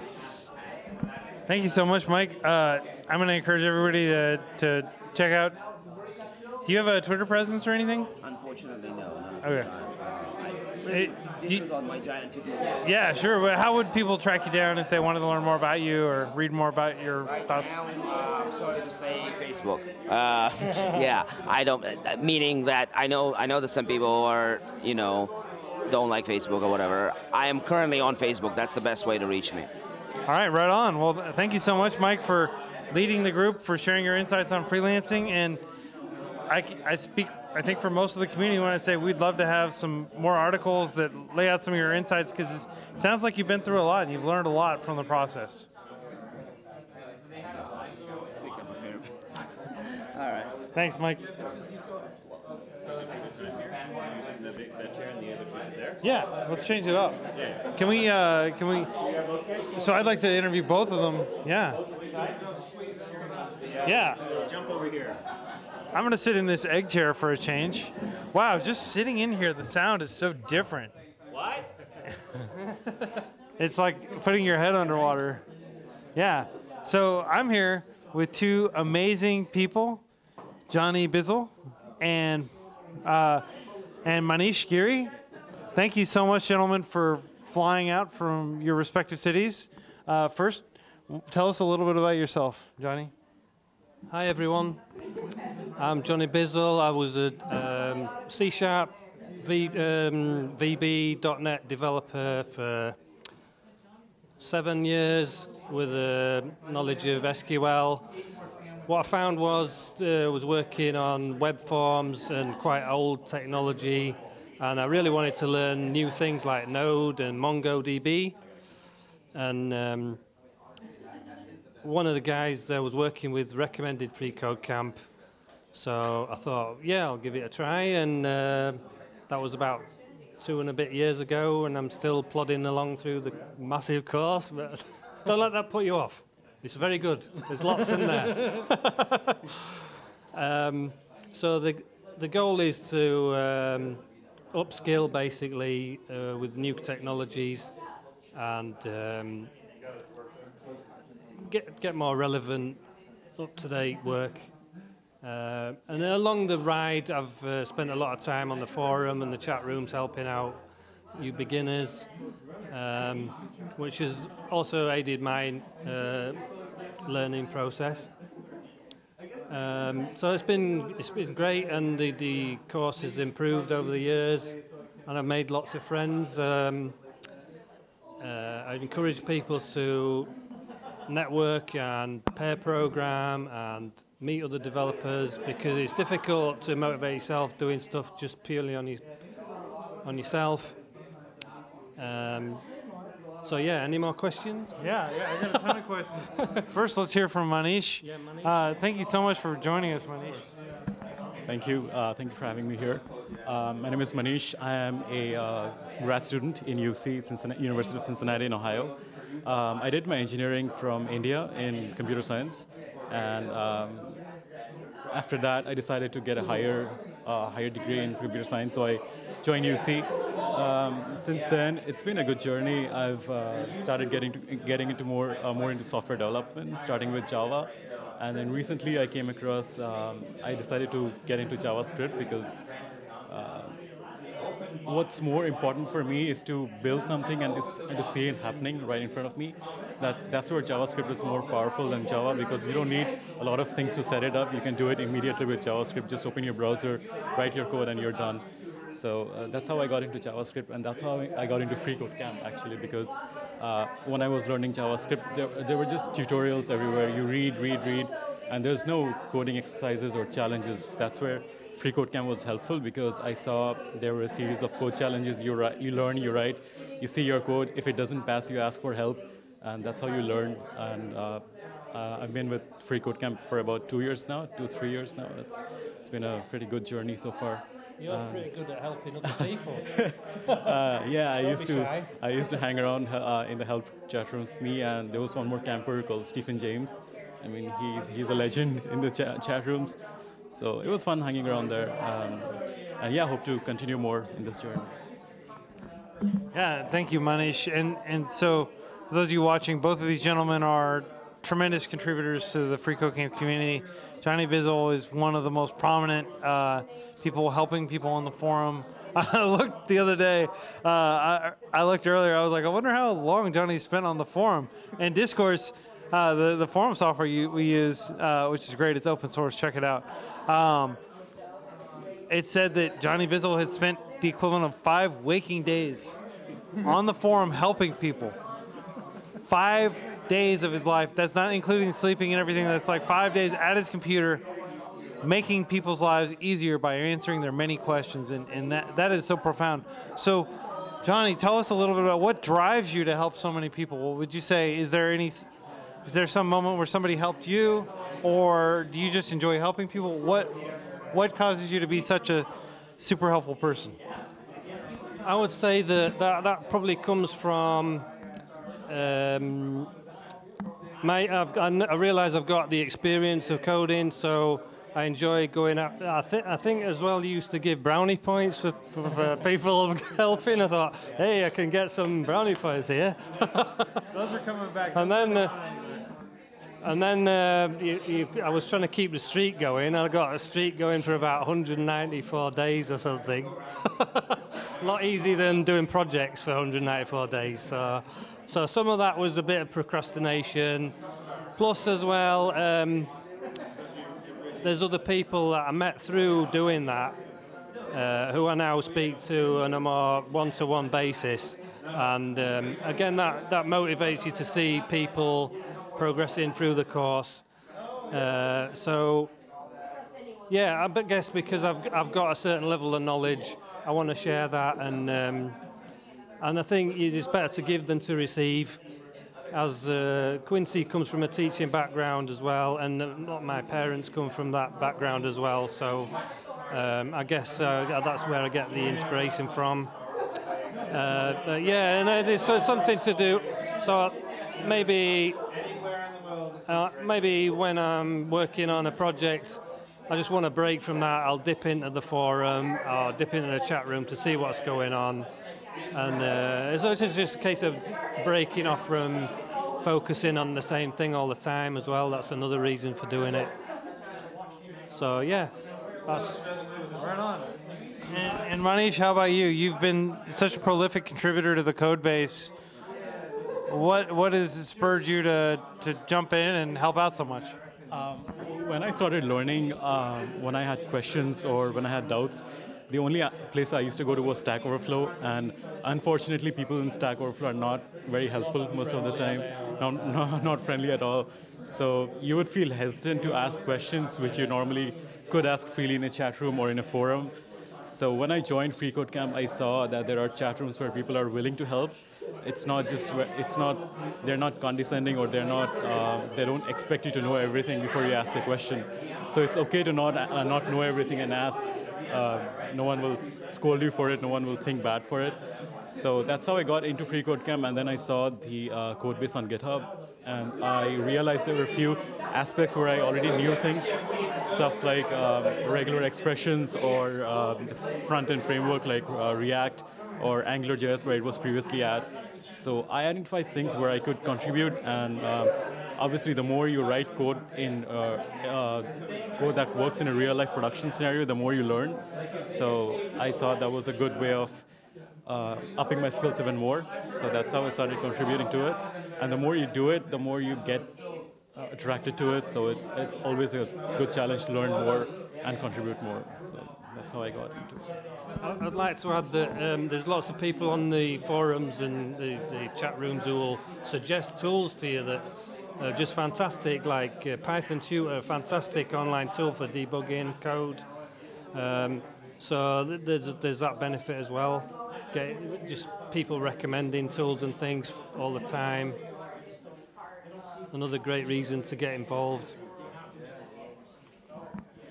Speaking of getting involved, both of you have been so involved over the past few years, and I like to think of FreeCodeCamp as still being very early days. If you look at FreeCodeCamp, and then if you look at like Wikipedia.org, Wikipedia has been going for about 18 years now, and FreeCodeCamp is tracking very closely to Wikipedia's trajectory. You know, like in terms of total usage of the web application and the total number of articles and contributors and things like that. For example, Wikipedia has about 100,000 total contributors, and FreeCodeCamp has thousands. So we're on the same order of magnitude, basically. We're on a trajectory we'd like to be Wikipedia for learning about technology.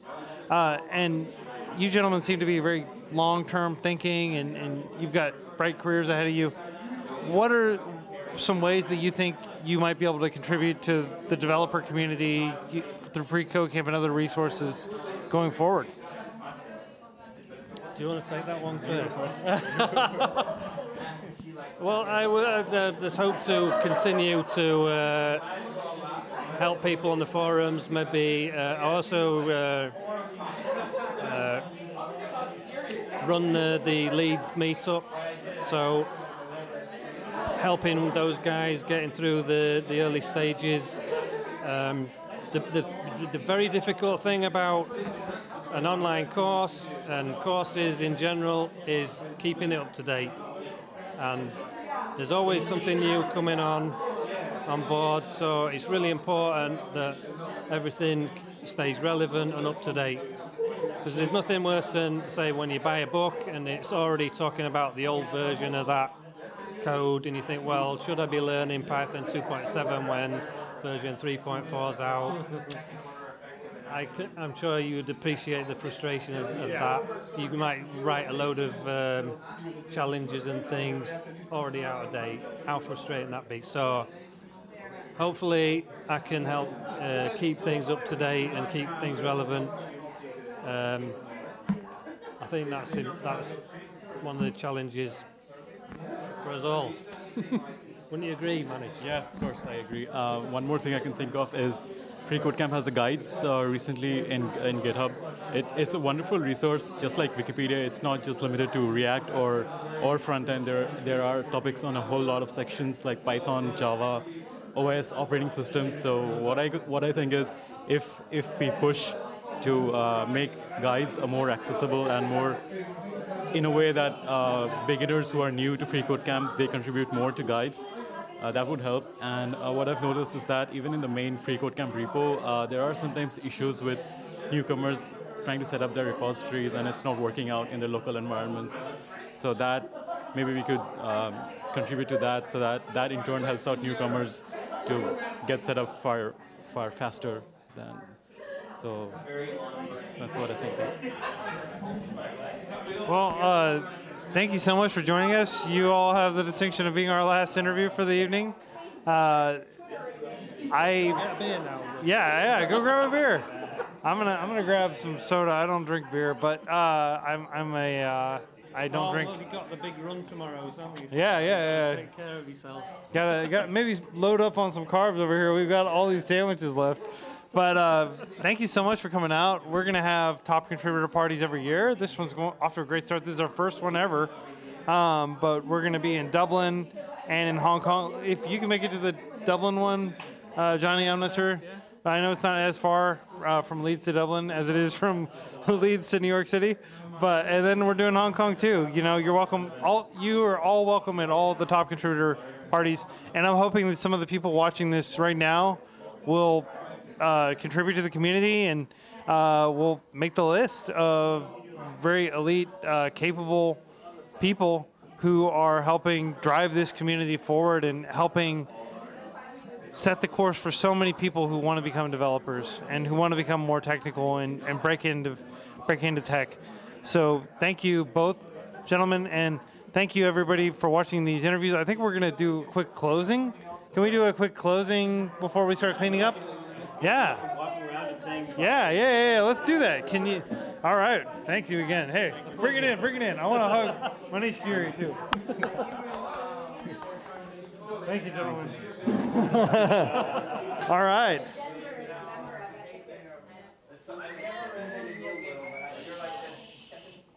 Hey, it works. It's so crazy. Thank you so much for helping me make it quiet in here. So I didn't get a chance to interview everybody. I think I was interviewing people for like 3 hours straight. But I did get to interview a ton of people, and next year, you all become top contributor 2019. I'd love to continue the interviews.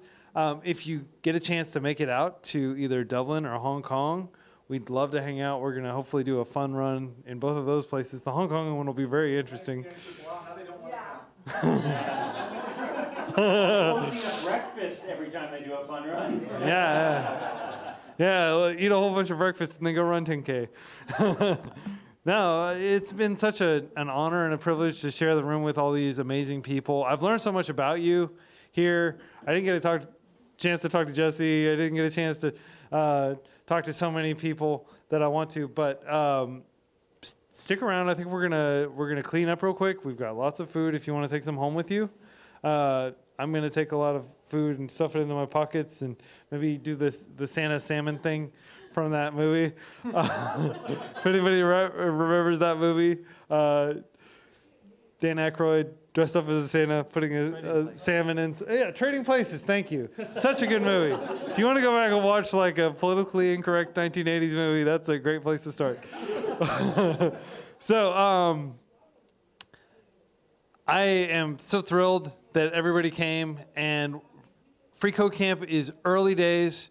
We are rapidly growing in terms of people in the community, the amount of things out there that we're creating for other people to learn from, the amount of rock star developers and teachers that are coming through freeCodeCamp. So we want to absolutely continue to facilitate as many people as possible who want to learn to code, because my firm belief is that just like you had to learn to read when PowerPoint type slides and things like that in the 90s, if you wanted to continue to work as a knowledge worker, now you need to learn to code. And regardless of how your job may seem like, oh, I don't necessarily see where coding would be directly applicable to this, I think it will be sooner or later, because what we're seeing is the expectations are just getting higher and higher for your understanding of technology to be able to take these mainframes that we carry around in our pockets and put them to work for us, because most of the work in society today is done not by humans but by robots. And there's a very small category of people who are telling those robots what to do, but we want everybody to be able to tell those robots what to do. We want to have everybody empowered with the rapidly exploding computational power that is falling in price every year, that we can all put to work, so that everybody is, a Tony Stark like superhuman who can just command the world around them. And we'll get there very soon. And so I'm optimistic that by helping more people become comfortable with technology and learn how to code and learn how to work with databases and use all these tools at our disposal, we'll be able to expedite the arrival of the singularity, like a post-scarcity society where everybody's just super enriched and everybody is able to live lives of leisure and lives of mind. So we're going to absolutely get there, and everybody in this room is helping us get there faster. So thank you. Thank you.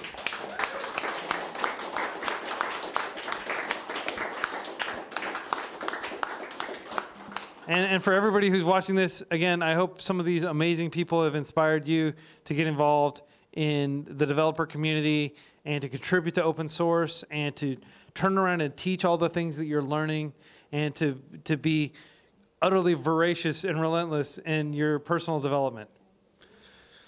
So we're going to pack everything up. We're going to go, if anybody wants to go grab a drink or grab a dessert, I'm not sure where we're going to go, but I do think we need to leave this place before too late.